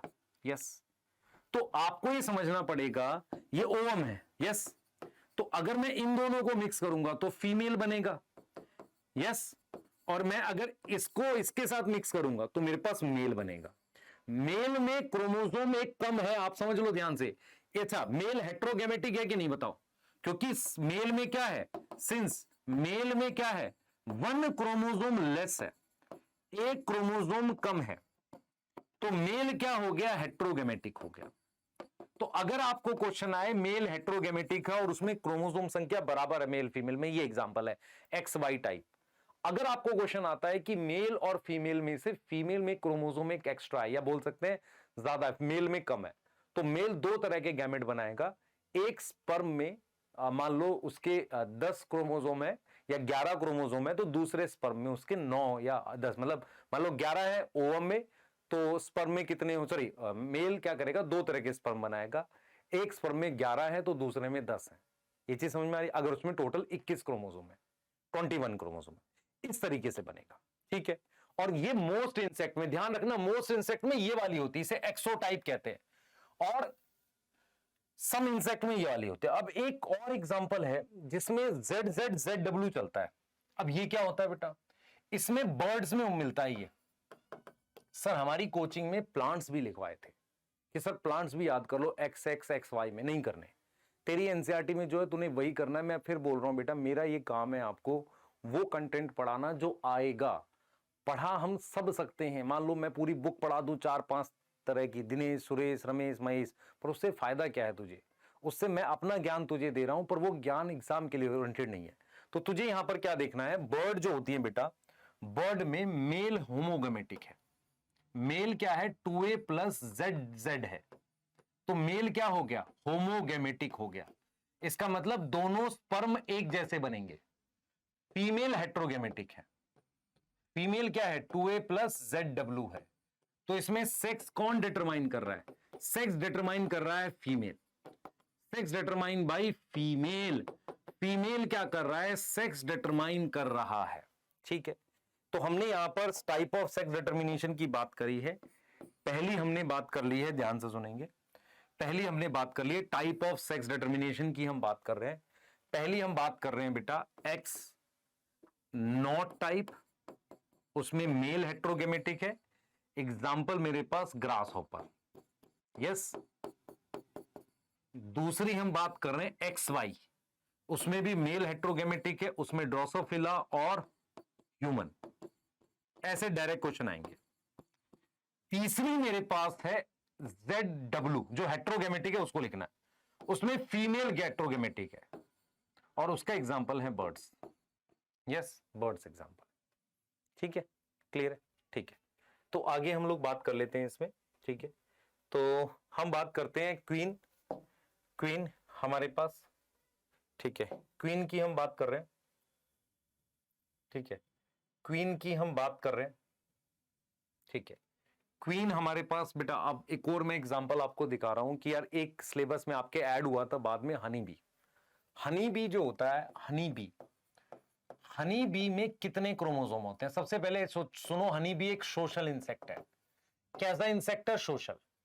हनी बी में, ध्यान से सुनना बेटा, हनी बी में सोशल इंसेक्ट है, तो हनी बी में टोटल कितने क्रोमोसोम होते हैं? ध्यान सुने, सोशल इंसेक्ट का मतलब उसकी कॉलोनी में क्वीन होती है, ड्रोन मतलब मेल, ड्रोन क्या है, मेल, क्वीन क्या है, फीमेल है, और उसके अलावा वर्कर होता है, पर वर्कर स्टीराइल फीमेल होती है, फीमेल होती है लेकिन वो स्टीराइल है। अब जरा क्रोमोसोम सुनो, हनी बी में मेल में हैप्लॉइड होता है 16 क्रोमोसोम है, फीमेल डिप्लॉइड है 32 क्रोमोसोम है, फीमेल डिप्लॉइड है 32 क्रोमोसोम है, यस और नो? Yes sir. तो हम जो टॉपिक पढ़ रहे हैं, हम पढ़ रहे हैं कि कैसे हनी बी में मेल फीमेल डिसाइड होता है, क्योंकि हम टॉपिक तो सेक्स डिटर्मिनेशन पढ़ रहे हैं ना। तो हम यहां पर एक चीज समझ पा रहे हैं कि मेल में यहां भी क्रोमोसोम की संख्या कम है, लेकिन यहां आधी है। यहां क्या है? आधी है, हाफ है। मेल हैप्लॉइड है, फीमेल क्या है? डिप्लॉइड है। अब मैं आपसे कह रहा हूं कि क्वीन में कितने क्रोमोसोम है? सर 32 है। अब मुझे बताओ, अगर वो गैमेट बनाएगी, अगर वो गैमेटोजेनेसिस करेगी, गैमेट बनाएगी, तो गैमेट में वो कौन सी डिवीजन करनी चाहिए उसको? मियोसिस। मियोसिस करके उसने क्या बना दिए? ये ओवम बना दिए। ये क्या बना दिए बेटा? ओवम बना दिए। अब मुझे बताओ, ओवम हैप्लॉइड है कि डिप्लॉइड है? हैप्लॉइड है, इसमें 16 क्रोमोसोम है।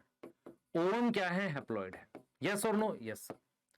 अब ड्रोन जो है वो खुद से हैप्लॉइड है, क्या वो मियोसिस कर सकता है? नहीं, उसमें मियोसिस नहीं हो सकती, पर वो गैमेट तो बनाएगा, वो भी गैमेट बनाएगा।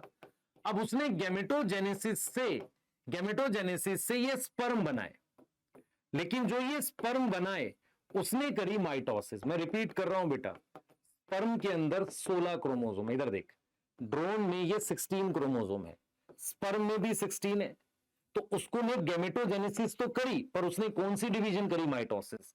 यहां गैमेटोजेनेसिस पे हुई है मियोसिस। अब मैं अगर इन दोनों को में से किसी यहां पर फर्टिलाइजेशन कर देता हूं, ऐसे फर्टिलाइजेशन कर देता हूं, इसे बोलते हैं फर्टिलाइजेशन। मुझे बता बेटा, इसमें कितने क्रोमोसोम है? किसमें? स्पर्म में कितने? 16। इसमें कितने? सर 16। तो मेरे पास क्या बन जाएगा? जाइगोट। जाइगोट में कितने क्रोमोसोम हो गए सर? 32 हो गए। अब मुझे बता, क्या जाइगोट ड्रोन बना सकता है? नहीं बना सकता। जाइगोट जो है आगे डेवलप कर सकता है या तो क्वीन में, क्वीन, यस, या वो बना सकता है वर्कर भी, यही बना सकता है। लेकिन अगर मुझे अब दोबारा से ड्रोन चाहिए तो मैं क्या करूंगा? ये जो ओवम होता है ना, ओवम है, इसमें होती है पार्थिनोजेनेसिस। पार्थिनोजेनेसिस क्या होती है बेटा? अनफर्टिलाइज एग, अनफर्टिलाइज एग से डायरेक्टली एक इंडिविजुअल बनना। तो फिर मेरे पास क्या बन जाएगा? ड्रोन बन जाएगा, जो हैप्लॉइड होगा। जो क्या होगा? हैप्लॉइड होगा। यस, क्लियर है? तो हमने यहां पर बिल्कुल एकदम क्लियरली बताया है, आपको क्लियरली बताया है इस चीज को, ठीक है, क्लियरली बताया है, ध्यान देंगे, क्लियरली बताया है कि क्वीन जो है वो डिप्लॉयड है, ड्रोन हैप्लॉयड है। ड्रोन में माइटोसिस से गैमेट बनेगा, क्वीन में मियोसिस से गैमेट बनेगा। गैमेट फर्टिलाइज करके जाइगोट बनेगा और जाइगोट से क्वीन और वर्कर बनेगा। हैप्लॉइड ओवम की पार्थेनोजेनेसिस करके ड्रोन। अब मेरी बात सुनो, ये जो क्वीन है, इस क्वीन का ध्यान सुनिए, इस क्वीन का ये फादर है, ये मदर है, ठीक है, यस, फादर मदर है। अब मेरी बात सुनो, ये ड्रोन है, इस ड्रोन का कोई फादर है? नहीं। फादर क्यों नहीं है? क्योंकि क्वीन डायरेक्टली, ड्रोन किससे बना है? क्वीन से बना है। तो जो ड्रोन होता है ना, ड्रोन का फादर नहीं होता। ड्रोन डायरेक्टली किससे डेवलप हो करता है? Directly develop from ovum, develop from ovum. और ओवम कहां से आता है? From queen. इसीलिए हम लिखते हैं कि ड्रोन जो है, drone not have father, drone के पास फादर नहीं है, बट हैव ग्रैंड फादर। अब ग्रैंड फादर का मतलब नाना जी बोल सकते हो, यहां पर एक ही बात है। ग्रैंड फादर कैसे बेटा? अब आप देखो, क्या इस क्वीन के ऊपर फादर है? हाँ। तो अगर इससे नीचे में ड्रोन बनाऊंगा, तो इस ड्रोन किससे बना है? इस क्वीन से बना है। तो इस ड्रोन का फादर नहीं है, पर इस ड्रोन का ये वाला ड्रोन ग्रैंड फादर तो है। यस, इसे हैप्लोडिप्लॉइडी टाइप ऑफ सेक्स डिटर्मिनेशन कहते हैं, जहां पर आपको समझना पड़ेगा, एक जनरेशन हैप्लॉइड है, अगली वाली डिप्लॉइड है, फिर हैप्लॉइड है, इसलिए लिख रहे हैं हैप्लोडिप्लॉइडी। क्लियर है? बताइए, क्लियर है? बिल्कुल सही है। तो ये हमारे पास टॉपिक कंप्लीट होता है सेक्स डिटर्मिनेशन का। हम डिस्कस करेंगे, आप एनसीईआरटी प्लीज ध्यान से पढ़ें, ठीक है, प्लीज ध्यान से पढ़ें, आपको सारी चीजें समझ आएगी। क्लियर है? और हम अब बात करने वाले हैं किसकी? म्यूटेशन की। करें, स्टार्ट करें, म्यूटेशन पढ़ते हैं, ठीक है बेटा? ठीक है बेटा, तो एक बार म्यूटेशन डिस्कस कर लेते हैं। और म्यूटेशन स्पेशल टॉपिक है। अगर आपको मैं पूछूं ना कि सबसे पहला सवाल, जब मैं जेनेटिक्स पढ़ाता हूं तो सबसे पहला सवाल मैं यही पूछता हूं कि म्यूटेशन दे क्यों रखा है जेनेटिक्स में? क्योंकि जेनेटिक्स की जो परिभाषा है ना, वो ये बोलती है कि जेनेटिक्स एक ऐसी स्टडी है जो डील करती है हेरिडिटी और वेरिएशन से। तो कहीं ना कहीं वेरिएशन का एक सोर्स म्यूटेशन भी है। तो हम कई बार क्या जानते हैं, म्यूटेशन को समझते हैं तो हम ये बोल देते हैं यार म्यूटेशन जो होती है ना, वो हमेशा किसी केमिकल की वजह से होती है। क्या नेचुरल म्यूटेशंस नहीं होती? होती हैं, सेल डिवीजन के वक्त होती है। तो म्यूटेशन की अगर मैं परिभाषा बताऊं, मेरी डेफिनेशन या आपकी डेफिनेशन क्या होनी चाहिए? म्यूटेशन एक ऐसा इनहेरिटेबल, अचानक से होने वाला एक ऐसा इनहेरिटेबल चेंज है जो एक जनरेशन से दूसरी जनरेशन में चला जाता है। और ज्यादातर म्यूटेशंस जो होती हैं वो हार्मफुल होती हैं, क्योंकि सडन होने वाले बदलाव बेनिफिशियल हो ये मुश्किल है।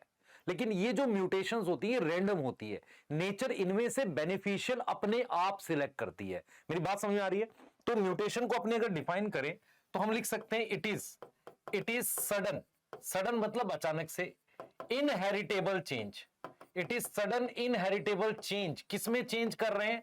चेंज कर रहे हैं किसमें? डीएनए में। तो डीएनए में अचानक से होने वाले बदलाव को हमने क्या बोल दिया है? म्यूटेशन बोल दिया है। अब मेरा अगला सवाल आपसे यह है कि क्या सारी म्यूटेशन इनहेरिटेबल होती हैं? जैसे मैं आपसे पूछूं कि आपकी बॉडी में कितने प्रकार के सेल हैं, सर बहुत सारे। पर मेरा पूछना यह है कि आपकी बॉडी में सोमैटिक और जर्म सेल है? हाँ सर हैं। तो जो स्किन सेल है, लिवर सेल है, आपके हेयर के सेल है, आपके न्यूरॉन्स हैं, ये वो सेल हैं जिनमें कभी मियोसिस नहीं होती, वो गैमेट्स नहीं बनाते। तो हमारे पास बॉडी में क्या होते हैं बेटा? दो टाइप के सेल होते हैं, टू टाइप ऑफ सेल हमारी बॉडी में होते हैं।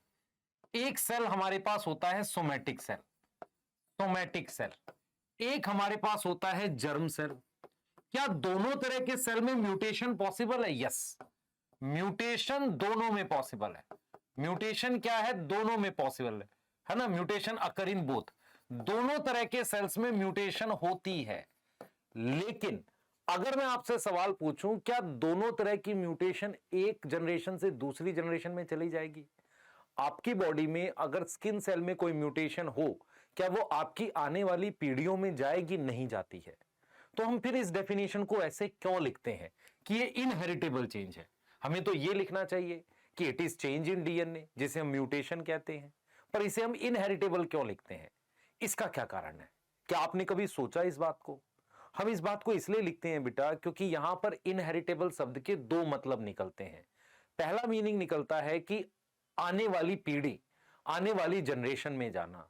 दूसरा मतलब यह निकलता है कि अगर कोई कोशिका, कोई सेल डिवाइड करके दूसरे सेल्स बनाती है, तो क्या उसे भी हम म्यूटेशन कहते हैं? Yes, yes. तो इसीलिए इस डेफिनेशन को ऐसे लिखा जाता है, it is sudden inheritable change in DNA. Yes, तो म्यूटेशन, क्या सारी म्यूटेशन इनहेरिटेबल होती है? यस, पॉसिबल है। उसमें यह हो सकता है कि इनहेरिटेबल का मतलब होगा एक पीढ़ी से दूसरी पीढ़ी में, वन जनरेशन टू अदर, एक जनरेशन से दूसरी में जाना, एक जनरेशन से दूसरी में जाना, उसे इनहेरिटेबल कह दिया। दूसरा मतलब मेरे पास इनहेरिटेबल का हो सकता है बेटा, इनहेरिटेबल का दूसरा मीनिंग हो सकता है एक सेल से, वन सेल टू अदर, एक सेल से दूसरे सेल में जाने को भी मैं इनहेरिटेबल बोल देता हूं। मेरी बात समझ में आ रही है? इसको भी मैं इनहेरिटेबल बोल देता हूं। तो यहां पर मैं बिल्कुल क्लियर हूं इस बात को लेके कि इनहेरिटेबल का मतलब है एक जीन से दूसरे में जाना, और यहां पर हम बोल सकते हैं एक सेल से दूसरे में जाना, उसे भी हम इनहेरिटेबल बोल देते हैं। यस, यस, ठीक है। अब हम आगे का डिस्कशन कर रहे हैं। हम बात कर रहे हैं टाइप ऑफ म्यूटेशन की। हम बात कर रहे हैं टाइप ऑफ म्यूटेशन की, कितने टाइप की म्यूटेशन होती है। ठीक है, एक म्यूटेशन हो सकती है जिसमें हम क्रोमोसोम का नंबर बदल दें। मान लो आपके पास एक सेल है, इस सेल में, इस स्पीशीज में, मेरी बात समझना, ह्यूमन में कितने क्रोमोसोम होते हैं? सर 46 क्रोमोसोम होते हैं। यदि कोई ह्यूमन हो जिसमें 47 क्रोमोसोम हो, क्या उसे म्यूटेशन बोलेंगे? यस, बोल सकते हैं। तो म्यूटेशन कितनी तरह के हो सकते हैं, क्योंकि आपको ये पता होना चाहिए बेटा, क्या डीएनए, अगर आप ध्यान से देखो बेटा, ध्यान से देखो, हम अगर बात करते हैं डीएनए की, तो डीएनए की कंडेंस फॉर्म को क्रोमेटिन कहते हैं और कंडेंस फॉर्म को क्रोमेटिन कहते हैं। तो जब डीएनए से मेरे पास, ये डीएनए है, डीएनए से मेरे पास क्रोमेटिन बनता है, और क्रोमेटिन से मेरे पास क्या बनता है? क्रोमोसोम बनता है। मेरा पॉइंट आपको यह समझाने का है, मेरा पॉइंट आपको यह समझाने का है कि हमने यहां पर लिख दिया है, हमने यहां पर लिख दिया है, ध्यान सुनेंगे, हमने यहां पर लिख दिया है कि चेंज इन क्रोमोसोम नंबर को हमने म्यूटेशन बोला। दूसरा हमने लिख दिया है चेंज इन क्रोमोसोम स्ट्रक्चर को हमने म्यूटेशन बोला, और फिर हम बोल सकते हैं जीन म्यूटेशन। हम कह रहे हैं कि डीएनए से क्रोमेटिन बनता है, क्रोमेटिन से क्रोमोसोम बनता है। हमने कहा चेंज इन डीएनए को म्यूटेशन कहते हैं। डीएनए तो क्रोमोसोम में भी होता है, तो क्या क्रोमोसोम के नंबर बदलने को म्यूटेशन कहेंगे? यस, क्योंकि वो डीएनए से बना है। क्या क्रोमोसोम के स्ट्रक्चर बदलने को हम म्यूटेशन कहेंगे? यस। और फिर हम बात कर सकते हैं जीन म्यूटेशन की। तो कहीं ना कहीं हम जो बात करेंगे बेटा, हम बात करेंगे कि क्रोमोसोम का क्या बदल रहा है, नंबर बदल रहा है, उसको हम समझेंगे। तो उसमें हम लोग जो बात करेंगे बेटा, वो ये कर सकते हैं कि हमारे पास कुछ टर्म्स होती हैं। एक यहां पर हम बात करेंगे पॉलीप्लॉइडी। पॉलीप्लॉइडी क्या होता है उसको देखेंगे, और एक हम देखेंगे एन्यूप्लॉइडी। ये दो टर्म हम देखेंगे। जरा मैं आपको एक चीज समझाता हूं। देखो, मान लो आपके पास कोई सेल है, ठीक है, इस सेल में मेरे पास ये क्रोमोसोम के जोड़े हैं, ऐसे, ये क्रोमोसोम के जोड़े हैं, ऐसे। अगर क्रोमोसोम का एक एक्स्ट्रा पूरा सेट आ जाए, ऐसे एक एक्स्ट्रा सेट आ जाए, देखो इसको हम कह रहे हैं डिप्लॉयड 2n, लेकिन पूरा एक सेट आ गया, एक एक्स्ट्रा n और आ गया, तो 2n से ज्यादा अगर हो जाता है उसको हम कहते हैं पॉलीप्लॉइडी। तो ये जो एक सेट है ना, इसको जीनोम कहते हैं। इसको हम क्या कहते हैं? जीनोम। मुझे बताओ डिप्लॉयड में कितने जीनोम होते हैं? सर डिप्लॉयड में होते हैं 2 जीनोम। ये नॉर्मल बात है, ये क्या है? नॉर्मल बात है। पॉलीप्लॉइडी में क्या होगा, more than 2 copy of genome, more than 2 copy. देखो ये जो ये है ये एक कॉपी है, ये दूसरी कॉपी है, इसके अलावा एक एक्स्ट्रा कॉपी। तो more than 2 copy of genome को हम क्या बोल देते हैं बेटा, उसको हम बोल देते हैं पॉलीप्लॉइडी। कई बार क्या होता है, कई बार क्या होता है बेटा, क्रोमोसोम एक या दो ही बढ़ते हैं। जैसे मान लो मेरे पास ये मैंने बना दिए ऐसे, ये इस तरीके से बना दिए, यही वाला एक्स्ट्रा है। तो अगर आप ध्यान से देखें, पॉलीप्लॉइडी में एक्स्ट्रा कॉपी आती है, क्योंकि हमें क्रोमोसोम की संख्या बदलनी है। एक्स्ट्रा कॉपी आती है किसकी, जीनोम की। जीनोम क्या है, इस एक सेट को बोलते हैं। तो 2n में कितने सेट है, 2 सेट है। यस, अब यहां पर एन्यूप्लॉइडी में देख रहे हो एक ही क्रोमोसोम एक्स्ट्रा हुआ है या एक क्रोमोसोम कम हो जाए। तो क्रोमोसोम संख्या दो तरीके से बदल सकती है। एक होती है पॉलीप्लॉइडी, मतलब 2 से ज्यादा कॉपी होना जीनोम की। आपके हर एक सेल में जीनोम की कितनी कॉपी है सर, 2 कॉपी है। अगर एक पूरी कॉपी एक्स्ट्रा आ जाए तो उसे हम बोलेंगे पॉलीप्लॉइडी। सही है बेटा, बताओ सही है, ठीक है। अब हम यहां पर लिख रहे हैं एन्यूप्लॉइडी। तो एन्यूप्लॉइडी में हम क्या कर रहे हैं बेटा, एन्यूप्लॉइडी में क्या करें, 1-2 एक्स्ट्रा क्रोमोसोम लिखते हैं। अब यहां पर हम बात कर रहे हैं चेंज इन क्रोमोसोम स्ट्रक्चर की।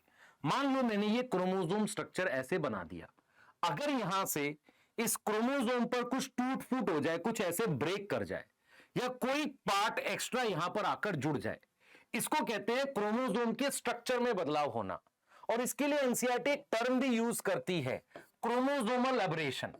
क्रोमोसोमल अबरेशन, अबरेशन का मतलब होता है अब्रेसिव। देखो मेरी बात सुनो, अब्रेसिव मतलब वो चीजें जो तोड़ता फोड़ता है। अबरेशन का मतलब होता है टूट फूट, ब्रेक डाउन, या कोई चीज ऐड हो जाना क्रोमोसोम पे। और यही मेन कॉज होता है कैंसर का। तो डायरेक्ट नीट में क्वेश्चन आ सकता है कि भाई मेन कॉज कैंसर का क्या है, सर क्रोमोसोमल अबरेशन है। क्या है, क्रोमोसोमल अबरेशन। उसके बाद हमने यहां पर क्या लिख दी है, जीन म्यूटेशन लिख दी है। उसके बाद हमने क्या लिख दी है, यहां पर जीन म्यूटेशन लिख दी है। अब ये जीन म्यूटेशन क्या है, इसको समझ लेते हैं। What is that gene mutation, ये जीन म्यूटेशन क्या है। तो जीन म्यूटेशन में क्या होता है बेटा, मेरे पास जो डीएनए होता है ना, डीएनए होता है, उस डीएनए पर इतने बड़े सेगमेंट को जीन कहते हैं। अब उस डीएनए पर नाइट्रोजिनस बेस होते हैं, ऐसे ए टी जी सी, ऐसे नाइट्रोजिनस बेस होते हैं। इनका जो सीक्वेंस होता है, चेंज इन सीक्वेंस, किसी तरीके से सीक्वेंस बदल जाए, सीक्वेंस बदल जाए, उससे क्या होगा, जीन चेंज हो गई। उसको अपने क्या नाम देंगे, जीन म्यूटेशन का नाम देंगे। ठीक है बेटा, सही है। तो अब हम जा रहे हैं बेटा म्यूटेशन को डिटेल में पढ़ने में, क्योंकि थोड़ी सी डिटेल, इतनी तो डिटेल तेरी एनसीईआरटी में है, पर थोड़ी थोड़ी डिटेल अलग अलग जगह दे रखी है, तो उसको पूरा समझ लेंगे अभी म्यूटेशन को। सही है, चलें आगे चलते हैं। तो देखिए हमने सबसे पहले कुछ टर्म्स बतानी है। देखो मैंने ये ऑर्गेनिज्म पी बनाया है और ऑर्गेनिज्म क्यू बनाया है, ठीक है। मैंने इसके जीनोम बना दिए हैं। देखो ये मैंने क्या किया, जीनोम बना दिया। देखो मुझे बताना, मुझे सोच के बताना, आप लोग मुझे बताना, ये एक जीनोम है, यस और नो, ये एक जीनोम है कि नहीं। देखो ये मेरे पास एक जीनोम है, यस। ये दूसरा जीनोम है, यस। तो मेरे पास इस ऑर्गेनिज्म पी में कितने जीनोम है, सर 2 जीनोम है, ठीक है। मान लो मैं इस जीनोम को ए से रिप्रेजेंट कर दूं, तो ये भी ए हो गया, यस। अच्छा इसमें कितने जीनोम है, सर इसमें भी 2 जीनोम है। इसको मान लो हम बी से लिख दें, तो इस वाले को भी अपने क्या लिख देंगे, बी से लिख दो, 2 जीनोम है, यस। तो आपको समझना चाहिए व्हाट इज जीनोम। जीनोम क्या होता है, अगर मैं इसको डिप्लॉयड लिख रहा हूं, डिप्लॉयड मतलब मैं इसको इस एक सेट को मैं एन लिखता हूं, तो ऐसे 2 सेट है तो 2n लिखूंगा। इस एक सेट को मैंने ऐसे ही नाम दे दिया बी, इस दूसरे सेट का नाम भी तो फिर बी होगा। इस एक सेट को मैं हैप्लॉइड कह रहा हूं, इसका नाम ए दे दिया, तो दूसरे सेट का नाम भी मैं क्या दे दूंगा, ए दे दूंगा। मेरी बात समझ में आ रही है, इस दूसरे सेट का नाम भी मैं क्या दे दूंगा, ए दे दूंगा। तो इस तरीके से अपने लिखते हैं।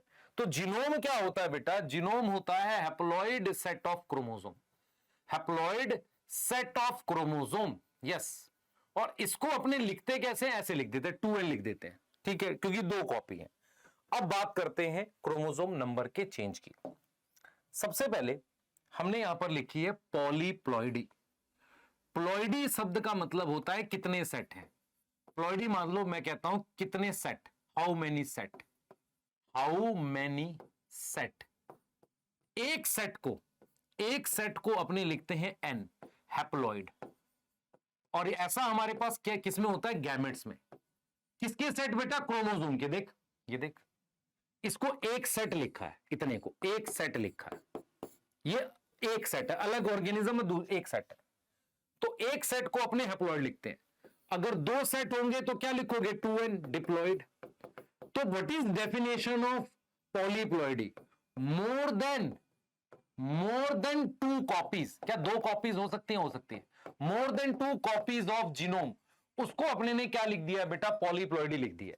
2 से ज्यादा कॉपीज जीनोम की होना, उसको हमने क्या लिख दिया है, पॉलीप्लॉइडी लिख दिया है। 2 से ज्यादा कॉपीज को हमने क्या लिख दिया है, पॉलीप्लॉइडी लिख दिया है। क्या लिख दिया, पॉलीप्लॉइडी लिख दिया। यस यस, ठीक है, ठीक है, क्लियर है। तो 2 से ज्यादा कॉपी को हमने क्या लिख दिया है, पॉलीप्लॉइडी कर लिख दिया है, ठीक है। अब आगे बात करते हैं, आगे बात करते हैं। Next more than 2 copies of genome को हमने पॉलीप्लॉइडी लिख दिया, ठीक है सर, बढ़िया है। अब पॉलीप्लॉइडी कैसे होती है, कोई नेचुरल पॉलीप्लॉइड है तुम्हारे पास, नेचुरल पॉलीप्लॉइडी मिलती है कहीं पर, एंडोस्पर्म में, सुना है आपने कहीं, नेचुरल पॉलीप्लॉइडी 3n है तो एंडोस्पर्म उसमें मिलती है। आर्टिफिशियली हम कैसे कर सकते हैं, एक केमिकल होता है कॉल्चिसिन, कॉल्चिसिन क्या करता है, वो इंड्यूस करता है पॉलीप्लॉइडी, इंड्यूस करता है पॉलीप्लॉइडी। कैसे इधर देखें, मेरे पास ये सेल है, अब ये क्रोमोसोम मेटाफेज में ऐसे लगे हुए हैं, मान लेते हैं ये 4 क्रोमोसोम है, इन पर इस तरीके से स्पिंडल फाइबर ऐसे लगे हुए हैं।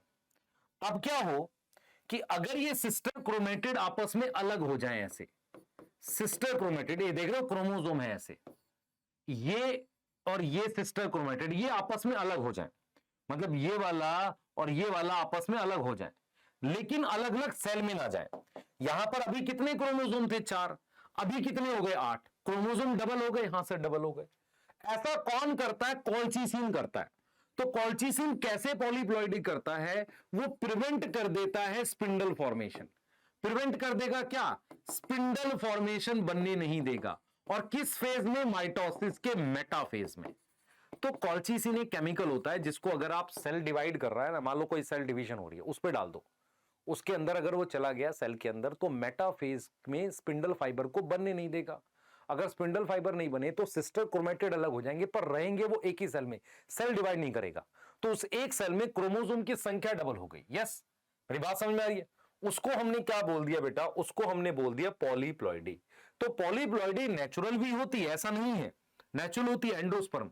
गेहूं होता है आपके पास, एक व्हीट आता है जो हम खाते हैं, हेक्साप्लॉइड होता है वो, है ना। पर आर्टिफिशियली आप कैसे कर सकते हो, पॉलीप्लॉइडी। और ये कब करोगे, जब सेल में क्या हो रही हो, सेल अंडरगो माइटोसिस, तब करोगे। Yes sir.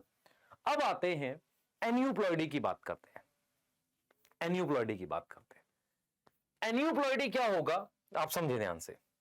मेरे पास ये एक सेल है, ठीक है सर, इस सेल में आपको दिख रहा है कितने क्रोमोसोम है, दिख रहा 8 क्रोमोसोम है। ये एक एक्स्ट्रा आ गया, तो कोई अगर क्रोमोसोम एक्स्ट्रा आ जाए या एक कम हो जाए, उसको कहते हैं तो इंक्रीज और decrease in single chromosome number. एक सिंगल क्रोमोसोम नंबर में इंक्रीज और डिक्रीज हो जाएगा ना, उसको अपने क्या नाम दे देते हैं, एन्यूप्लॉइडी का नाम दे देते हैं। यस सर, इसको हम क्या नाम दे देंगे बेटा, एन्यूप्लॉइडी का नाम दे देंगे। अब यहां पर एक बहुत इंपॉर्टेंट चीज है बेटा जो हमें समझनी है, एक बहुत इंपॉर्टेंट चीज है, इंक्रीज और decrease in single chromosome number की हमने बात करी है, ठीक है। अब आपसे मैं ये पूछ रहा हूं, ये ऐसा होता क्यों है, मतलब एन्यूप्लॉइडी का रीजन क्यों है, ऐसा रीजन क्या रीजन होता है। इसका रीजन क्या होता है, जैसे मान लो ये सेल है, ये सेल का एक फेज है मेटाफेज 1। अब अगर मैं यहां मेटाफेज 1 लिख रहा हूं, तो आप मुझे बताओ माइटोसिस हो रही है, मियोसिस हो रही है, सोच। मेटाफेज 1 लिखा तो क्या हो रही है, मियोसिस हो रही है। मियोसिस में, मेटाफेज में क्या होता है, क्रोमोसोम के जोड़े अलग होते हैं, पेयर अलग होते हैं। तो अगर मैं बात कर रहा हूं मियोसिस में मेटाफेज 1 में पूरा का पूरा पेयर अलग होता है। मतलब कैसे अलग होगा, जैसे ये पेयर है तो ये कितने पेयर है? 4 पेयर है। उसमें से 4 क्रोमोसोम ऊपर आ गए, 4 नीचे आ गए। तो जो डिप्लॉइड था 2n = 8 था, ऊपर कितने आ गए? 4 क्रोमोसोम, नीचे कितने आ गए? 4। ये नॉर्मल सिचुएशन है। लेकिन अगर एन्यूप्लॉइडी होती तो क्या होता? एक पेयर पूरे का पूरा ऊपर आ जाता ऐसे, और ये नीचे। मतलब क्या होता कि ये जो पेयर है ना पूरे का पूरा ऊपर चला गया। तो यहां कितने क्रोमोसोम हो गए? 5। यहां कितने रह गए? 3। तो जब गैमेट्स बनते तो उसमें कम ज्यादा क्रोमोसोम होते। जैसे फॉर एग्जांपल रीजन अगर मैं क्या लिखूंगा, रीजन ये लिखूंगा कि ये कौन सा फेज चल रहा है? एनाफेज 1। एनाफेज 1 में इसका अलग होना, अलग होने को कहते हैं डिसजंक्शन। इस जोड़े का अलग होना, क्योंकि ये ऊपर नीचे मूव करेंगे। देखो 4 ऊपर आ गए, 4 नीचे, ये जोड़ा अलग होता है ऐसे। ये जो जोड़ा है ना, ये पेयर, ये अलग होते हैं। इनके अलग होने को कहते हैं डिसजंक्शन। तो रीजन अगर मैं लिखूंगा, मैं लिखूंगा नॉन डिसजंक्शन। नॉन डिसजंक्शन किसमें? नॉन डिसजंक्शन इन एनाफेज 1। एनाफेज 1 किसका? नॉन डिसजंक्शन किसका? एनाफेज 1 का। किसमें? नॉन डिसजंक्शन किसमें? एनाफेज 1 में। इन इन इन मियोसिस। उससे क्या होगा? गैमेट्स में कम ज्यादा हो जाएंगे। Gametes have unequal chromosome. मान लो अगर मैं ह्यूमन की बात करूं, तो ह्यूमन में हो सकता है कोई स्पर्म बन जाए जिसमें 24 क्रोमोसोम हो, कोई दूसरा स्पर्म बन जाए जिसमें 22 क्रोमोसोम हो। अगर 24 वाला नॉर्मल ओवम से फर्टिलाइज किया जिसपे 23 थे, तो कितने ह्यूमन में आ जाएंगे? 47 आ जाएंगे। अगर ये नॉर्मल ओवम से जिसमें 23 थे फर्टिलाइज किया, 45 रह जाएंगे। तो या तो क्रोमोसोम बढ़ जाता है या घट जाता है। उसका रीजन है नॉन डिसजंक्शन इन एनाफेज 1। किसमें? मियोसिस में। यस, ये रीजन है।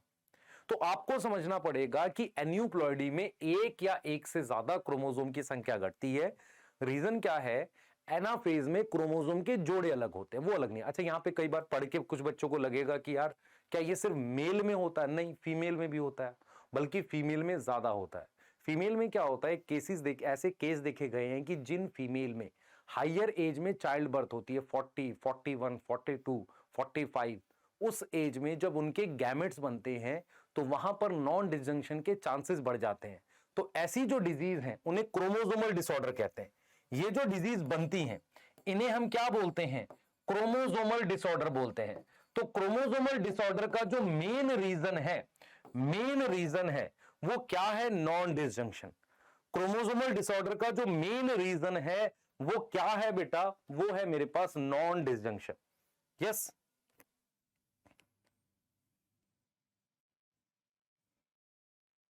यस,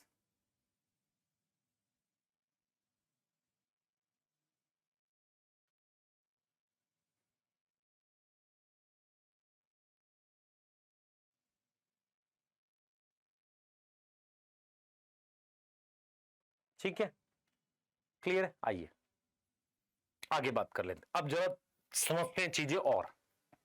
अब मुझे बताओ, हाउ एक्स्ट्रा क्रोमोसोम फॉर्म। हमने क्या लिखा? ये कितने हैं सर? ये 2n = 6 है। अच्छा, यहां से गैमेट्स बना रहा हूं। गैमेट्स मतलब मैं एनाफेज 1 कर रहा हूं, या मैं गैमेट्स बना रहा हूं, मियोसिस कर रहा हूं। तो मेरे पास कितने बन गए बेटा? यहां पे कितने आ गए सर? 4 आ गए। यहां कितने आ गए क्रोमोसोम? 2 आ गए। घट गए ना? यस और नो? यस, ठीक है, क्लियर है। अब मैं इसको अगर किसी नॉर्मल सेल से फ्यूज करूं जिसमें 3 हो और 3 हो, तो इसमें आ जाएंगे 7 क्रोमोसोम, इसमें 5। तो इसमें एक बढ़ गया, इसमें घट गया। नॉर्मली कितने थे? 6। इसमें एक बढ़ गया और इसमें एक घट गया। 3 आ गए, सॉरी 5 आ गए। यस, क्लियर है कि नहीं? बताओ, क्लियर है कि नहीं?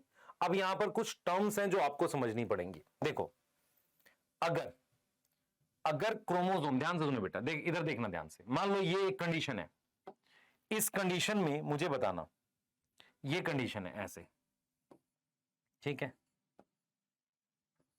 ये कंडीशन है, जरा समझना।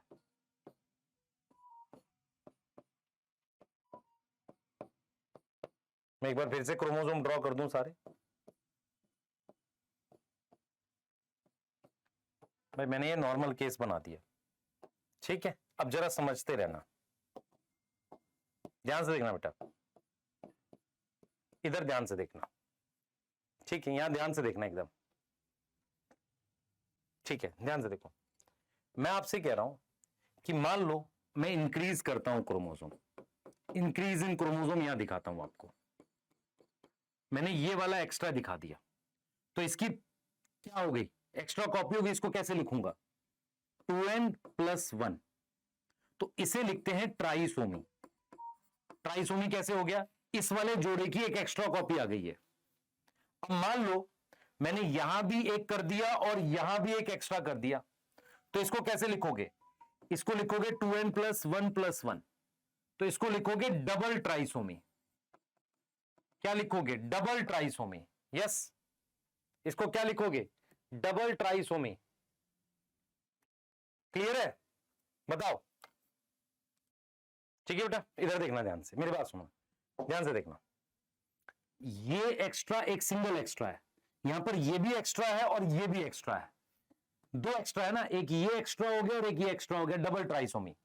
समझ आ रहा है बेटा, यहां पर दो चीजें एक्स्ट्रा है ना, आप देखो खुद से, एक ये एक्स्ट्रा है, एक ये एक्स्ट्रा है। अच्छा, अब जरा मान लो मैं इसी की दो कॉपी करा दूं, तो उसे टेट्रा बोलेंगे। क्या बोलेंगे, टेट्रासोमी। टेट्रा 4 हो गया, तो इसको लिखोगे 2n+2। देखो 2 लिखने का मतलब ये दो एक्स्ट्रा है, +1+1 मतलब एक ये एक्स्ट्रा, एक ये एक्स्ट्रा। अब मान लो मुझे डिक्रीज करना है, तो डिक्रीज करने में मान लो मैंने ये एक गायब कर दिया, गायब का मतलब ये एक रह गया, इसे कहते हैं मोनोसोमिक। क्या कहते हैं, मोनोसोमिक, यस। तो इसको कैसे लिखोगे, 2n-1।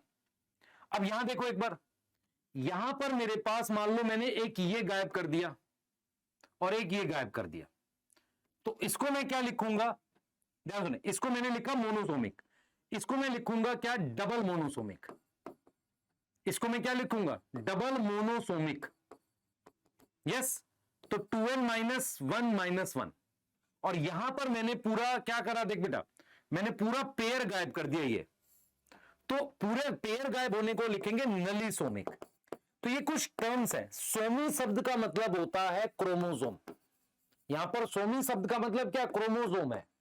तो ट्राई मतलब 1 2 3 हो गए ट्राइसोमी, डबल ट्राइसोमी मतलब ये भी 3 ये भी 3, टेट्रासोमी मतलब ये 4 हो गए, मोनोसोमिक मतलब ये -1 और ये -1, नलिसोमिक मतलब बिल्कुल 0 कर दिए। यहां पे, यहां तक क्लियर है, बताइए, यहां तक क्लियर है, ठीक है।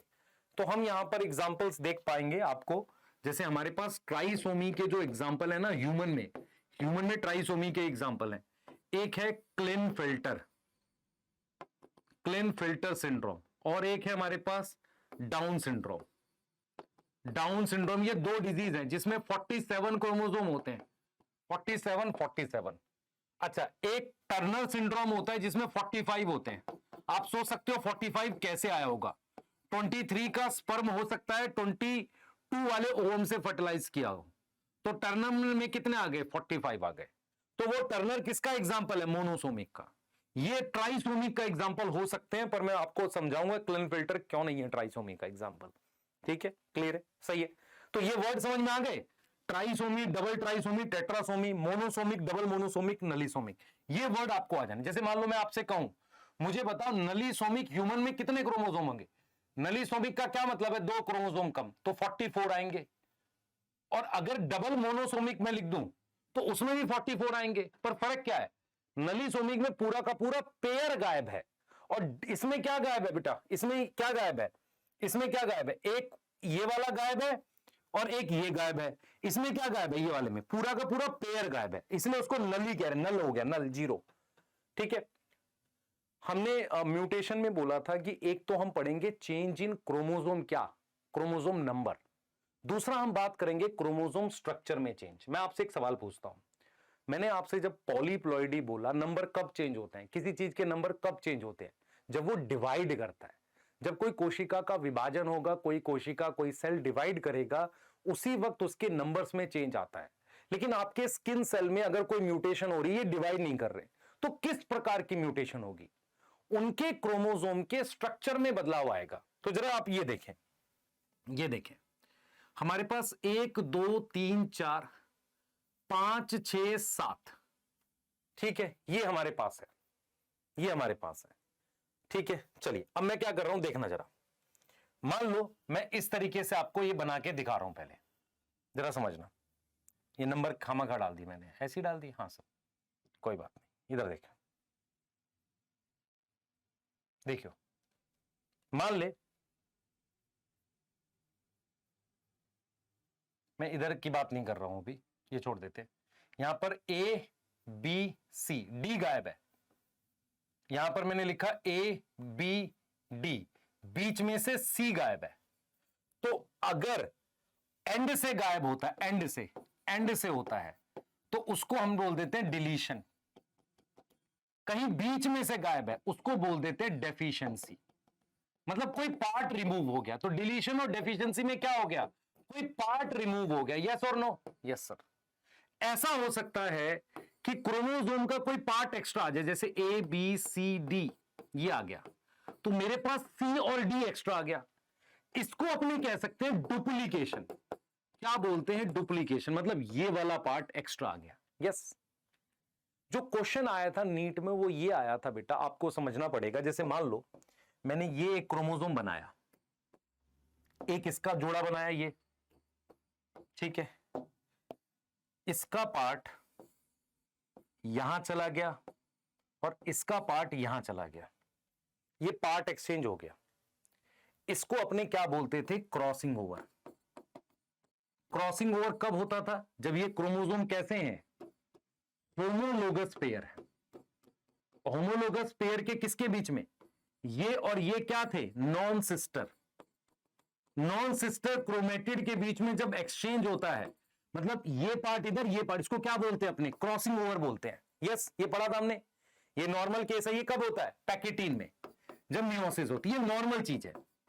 लेकिन अगर आपके पास ये एक क्रोमोसोम का जोड़ा है, ये, और एक और क्रोमोसोम दिखा देते हैं आपको, एक और क्रोमोसोम दिखा देते हैं, ये अगर इसका पार्ट ये इस जोड़े से दूसरे जोड़े पे चला जाए, मतलब ये मेरे पास अलग क्रोमोसोम जोड़ा है, ये अलग है, इसका पार्ट इसमें चला जाए, तो उसे अपने नाम देते हैं ट्रांसलोकेशन। क्या नाम देंगे? ट्रांसलोकेशन। और ट्रांसलोकेशन एक खास तरह का कैंसर करता है जिसे कहते हैं ल्यूकीमिया। यस, ह्यूमन में होता है। तो ट्रांसलोकेशन का मतलब है एक्सचेंज किसके बीच में? Exchange between non homologous pair. Non homologous pair के बीच में एक्सचेंज को अपने क्या बोलते हैं? ट्रांसलोकेशन बोलते हैं। यस, आ रही समझ? यस, ठीक है बेटा। तो ट्रांसलोकेशन आपको बता दिया, हमेशा याद रखना, ये क्वेश्चन आया हुआ है। अगर ये अलग पेयर है, ये अलग पेयर है, इनके बीच में एक्सचेंज को ट्रांसलोकेशन कहते हैं। लेकिन अगर होमोलोगस पेयर के बीच में होगा तो क्रॉसिंग होगा। यस, ठीक है। तो अब हम क्या बात कर सकते हैं बेटा? अब हम बात कर सकते हैं जीन म्यूटेशन की। देखो, हमेशा याद रखो कि म्यूटेशन जो है वो 3 तरह की तुम्हारे सिलेबस में है। क्रोमोसोम की संख्या तभी बदलती है जब कोई सेल डिवाइड करता है। पॉलीप्लॉइडी और एन्यूप्लॉइडी उसके 2 एग्जांपल हैं। किसी नॉर्मल सेल में क्रोमोसोमल एबरेशन होती है, जो मेन रीजन होता है कैंसर का। कैंसर के लिए क्या होता है? कोई पार्ट टूट जाएगा, डिलीशन डेफिशिएंसी, कोई पार्ट एक्स्ट्रा जुड़ जाए या एक्सचेंज हो जाए ऐसे क्रोमोसोम्स के बीच में जो आपस में एकदम अनरिलेटेड हैं, जिन्हें होमोलोगस पेयर नहीं कह रहे। उसके अलावा अगर मैं आपसे कहूं कि और कौन सी म्यूटेशन हो सकती, वो होती है जीन म्यूटेशन। अगर आपसे पूछा जाए जीन क्या होती है, तो जीन तो डीएनए पर होती है। और जीन एग्जैक्टली क्या होती है बेटा? ए के बाद टी आएगा, जी आएगा, सी आएगा, ये जो सीक्वेंस है, ये जो सीक्वेंस होता है ना, ये सीक्वेंस जीन होती है। ये जो सीक्वेंस होता है ये फिक्स होता है। ये एटीजी क्या है? ये नाइट्रोजिनस बेस है ना? एटीजीसी, ये 4 नाइट्रोजिनस बेस हैं। इनका सीक्वेंस है कि भाई ए के बाद टी आएगा या ए के बाद जी आएगा, यही चीज जीन है, क्योंकि इसी में मेरे पास क्या है? इंफॉर्मेशन है। तो व्हाट इज जीन? जीन क्या है बेटा? जीन है यूनिट ऑफ इनहेरिटेंस, एक ऐसी यूनिट जो अगली जनरेशन से दूसरी जनरेशन में जाती है। यस, और जीन की वैसे डेफिनेशन देखें तो जीन क्या होता है बेटा? फंक्शनल यूनिट होती है डीएनए की। एक फंक्शनल यूनिट होती है किसकी? डीएनए की। वो यूनिट जो कोई काम कर रही है, जैसे मान लो ये यूनिट क्या करेगी? आरएनए बनाएगी, और उस आरएनए से क्या बनेगी, प्रोटीन बनेगी। यस और नो? Yes sir. तो हमारे पास बेटा जीन म्यूटेशन में क्या होता है, मोस्ट कॉमन क्या होती है, किसी एक न्यूक्लियोटाइड में कुछ चेंज आ जाता है। जैसे ये अगर किसी एक में चेंज आता है उसे हम नाम देते हैं पॉइंट म्यूटेशन। किस प्रकार का चेंज? चेंज दो तरीके के हो सकते हैं। हम यहां पर बिल्कुल क्लियरली बोल रहे हैं बेटा, हम यहां पर ये कह रहे हैं कि इस किसी एक में चेंज आता है उसको हम नाम देते हैं पॉइंट म्यूटेशन। पॉइंट म्यूटेशन जो है वो दो टाइप का है। पॉइंट म्यूटेशन क्या है, वो दो टाइप का है। यस, एक है, क्या है पॉइंट म्यूटेशन, जरा समझे। एक है हमारे पास सब्स्टिट्यूशन। क्या है हमारे पास? सब्स्टिट्यूशन। सब्स्टिट्यूशन का मतलब है ये न्यूक्लियोटाइड की जगह कोई दूसरा लग जाए। मतलब हम क्या कर रहे हैं सब्स्टिट्यूशन में, चेंज कर रहे हैं, चेंज इन न्यूक्लियोटाइड। मैं फिर रिपीट कर रहा हूं, मेरी बात समझ ध्यान से बेटा। होता क्या है, तुम्हारे पास ऐसे सिर्फ न्यूक्लियोटाइड लगे हुए हैं डीएनए पर। ये जो न्यूक्लियोटाइड का सीक्वेंस है, किसके बाद कौन आएगा, यही तो एक जीन है। जीन का क्या मतलब होता है, डीएनए का वो सेगमेंट जो एक सबसे छोटी यूनिट है जो किसी कैरेक्टर को कंट्रोल करती है, ट्रेट को कंट्रोल करती है, उसे जीन कहते हैं। अगर मुझे जीन म्यूटेशन करनी है तो मुझे न्यूक्लियोटाइड में बदलाव करना पड़ेगा। अगर मैं किसी सिंगल न्यूक्लियोटाइड में बदलाव करता हूं तो उसे हम नाम देते हैं पॉइंट म्यूटेशन। पॉइंट म्यूटेशन दो तरह की हो सकती है, इसको बदल के किसी और को लगा दूं। तो अगर मैं क्या करूं, चेंज इन न्यूक्लियोटाइड करूं, मैं क्या करूं, चेंज इन न्यूक्लियोटाइड करूं, कैसे कैसे रिप्लेस कर दूं, किसी और से क्या कर दूं, उसे रिप्लेस कर दूं, उसे कहते हैं सब्स्टिट्यूशन। दूसरा हो सकता है कि मैं या तो डिलीट कर दूं या कोई वहां पर ऐड कर दूं। मतलब क्या हुआ, मतलब यह हुआ या तो मैं इसको गायब ही कर दूं या इसके और इसके बीच में कोई ऐड कर दिया। इसे ये बहुत डेंजरस म्यूटेशन होती है, ये वाली जो होती है ना जिसमें एडिशन और डिलीशन होता है। इससे होता क्या है समझो, हमेशा याद रखना। हम क्या कर रहे हैं, कोई भी मतलब न्यूक्लियोटाइड को ऐड कर रहे हैं या डिलीट कर रहे हैं, उससे क्या होता है, आगे का सारा सीक्वेंस खराब हो जाता है। अगर मैंने एक को बदलकर दूसरा लगा दिया, उससे क्या होगा, क्योंकि हम कैसे पढ़ते हैं, जब हम किसी जीन से आरएनए बनाते हैं, मैं आपको दिखा देता हूं। जैसे मान लो मेरे पास ये डीएनए है, ठीक है। मैंने क्या किया, मैं एग्जांपल ऑफ जीन म्यूटेशन दिखा देता हूं। देखो ये डीएनए है, मैंने क्या किया, यहां इस जी को बदल के यहां सी लगा दिया, तो बाकी की चीजें सेम है, ठीक है। अब मान लो मैंने इससे आरएनए बनाया, आरएनए कुछ ऐसा बना हुआ, एटीजी की जगह आ गया एयूजी। यस, ऐसे आरएनए बना हुआ है, जीजीसी बन गया, सीसीए बन गया, ऐसा आरएनए बना हुआ है। लेकिन म्यूटेशन के बाद, म्यूटेशन के बाद क्या होगा बेटा, म्यूटेशन के बाद मान लो यहां पर आ गया मेरे पास सी आ गया, तो ये सी जी सी आ गया। मेरी बात समझो ध्यान से, ये एक बदल गया, बाकी का सारा सेम है। देखो ये विदाउट म्यूटेशन है, विद म्यूटेशन है, तो मेरे पास सिर्फ एक जगह बदला है। ये तीन न्यूक्लियोटाइड एक अमीनो एसिड के लिए कोड करते हैं, तीन न्यूक्लियोटाइड एक अमीनो एसिड के लिए कोड करते हैं। तो अगर मैं एक सिंगल, इसकी जगह मैंने ये लगा दिया, तो खाली एक अमीनो एसिड में चेंज आएगा, एक अमीनो एसिड बदल जाएगा। हमेशा याद रखो बेटा, डीएनए से मेरे पास क्या बनता है, आरएनए बनता है। डीएनए से आरएनए बनता है, कौन सा, एमआरएनए। एमआरएनए पर तीन तीन न्यूक्लियोटाइड में कोड होते हैं। ये तीन में कोड है, ये तीन में कोड है, ये तीन में कोड है। ये कोड एक अमीनो एसिड के लिए होता है, ये कोड एक अमीनो एसिड के लिए होता है, ये कोड एक अमीनो एसिड के लिए होता है। यस यस, ठीक है, क्लियर है ये चीज। यस, तो हमें यहां पर यह समझना है, हमें यहां पर यह समझ रहा है, यहां पर हमें समझना है ये अमीनो एसिड के लिए, ठीक है। हमें यहां पर यह समझना है, हमें यहां पर यह समझना है कि ये जो तीन तीन का जो कोड है, अगर मैं एक अमीनो, ये न्यूक्लियोटाइड की जगह ये लगा देता हूं तो एक अमीनो एसिड बदलेगा सिर्फ, बाकी ये ऐसे का ऐसा है, ये ऐसे का ऐसा है, तो अमीनो एसिड और नहीं बदलते। लेकिन मान लो मैं इसको डिलीट ही कर दूं, देख बेटा मेरे पास यहां इस पर कोई कोड है, ऐसा कोड है AUG, CCA, GGC, ACA है।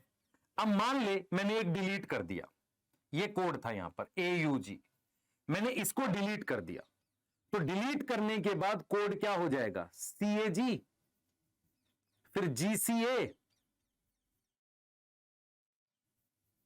मतलब क्या हुआ, अगर मैं डिलीट नहीं करता तो 3 ये रीड करता, फिर 3 ये रीड करता, फिर 3 ये रीड करता, 3 ये रीड करता। जैसे ही मैंने ये डिलीट कर दिया, अब मैं ये 3 रीड कर रहा हूं, तो आगे के सारे अमीनो एसिड चेंज होते हैं। इसे हम कहते हैं फ्रेम शिफ्ट म्यूटेशन। क्या बोलते हैं इसको? फ्रेम शिफ्ट म्यूटेशन बोलते हैं। यस और नो? यस। तो इसकी डिटेल हम पढ़ेंगे बेटा मॉलिक्यूलर जेनेटिक्स में। मैंने फ्रेम शिफ्ट म्यूटेशन समझाई है, मैं यहां रिपीट कर देता हूं। अगर आप एडिशन और डिलीशन करेंगे तो ज्यादा खतरनाक म्यूटेशन होती है पॉइंट म्यूटेशन में। सब्स्टिट्यूशन में एक अमीनो एसिड बदलता है, और इसका एग्जाम्पल है सब्स्टिट्यूशन का sickle cell anaemia. Sickle cell anaemia इसका एग्जाम्पल है, सिक्कल सेल अनीमिया इसका एग्जाम्पल है। ठीक है, सिक्कल सेल अनीमिया इसका example. Now what is mutagen? Mutagen क्या होते हैं? What is mutagen? म्यूटाजेंस क्या होते हैं बेटा? वो केमिकल्स होते हैं, फिजिकल एजेंट हो सकते हैं। फिजिकल एजेंट मतलब जैसे मान लो मैंने यहां यूवी लिख दी, मैंने टेम्परेचर लिख दिया। केमिकल्स मतलब एक नाइट्रस एसिड होता है, वो हो गया। और बायोलॉजिकल, वायरस, ये चीजें होती हैं जो म्यूटेशन करते हैं। कुछ वायरस होते हैं, इनको हम कहते हैं म्यूटाजन, क्योंकि ये म्यूटेशन कर सकते हैं। यस, जैसे आपको पता है कि हाई टेम्परेचर म्यूटेशन कर सकता है। उत्तराखंड या हिमाचल में एक मटकी होती है, एक मतलब वो होता है अर्दन पॉट होता है, जिसमें कुछ आग का चीज डाल के ऐसे पेट पे बांध देते हैं ताकि अच्छी हीट मिले, पर उससे कैंसर पॉसिबल है। ऐसे यूवी लाइट आपको पता है कैंसर करती है। तो म्यूटाजेंस वो चीजें होती हैं जो कैंसर करती हैं, जो क्या करते हैं? Cause mutation. और म्यूटेशन ही तो मेन कॉज होता है कैंसर का। यस, तो म्यूटाजन कौन से हो सकते हैं? Chemicals, physical agent, biological. इनकी डिटेल्स हम लोग आगे एक टॉपिक है जैसे आपका ह्यूमन हेल्थ एंड डिजीज, वहां पढ़ाया गया, वहां से आप देख सकते हैं। ठीक है, तो अभी जो आज का सेशन है इसमें हमने म्यूटेशन तक कंप्लीट कर लिया है। एक सेशन और रखकर उसमें हम लोग पेडिग्री एनालिसिस, उसके साथ पेडिग्री एनालिसिस के साथ जेनेटिक डिसऑर्डर, उसको कंप्लीट करेंगे। ठीक है बेटा, सही है, और इसी वीक में करेंगे। मिलते हैं नेक्स्ट सेशन में, बाय।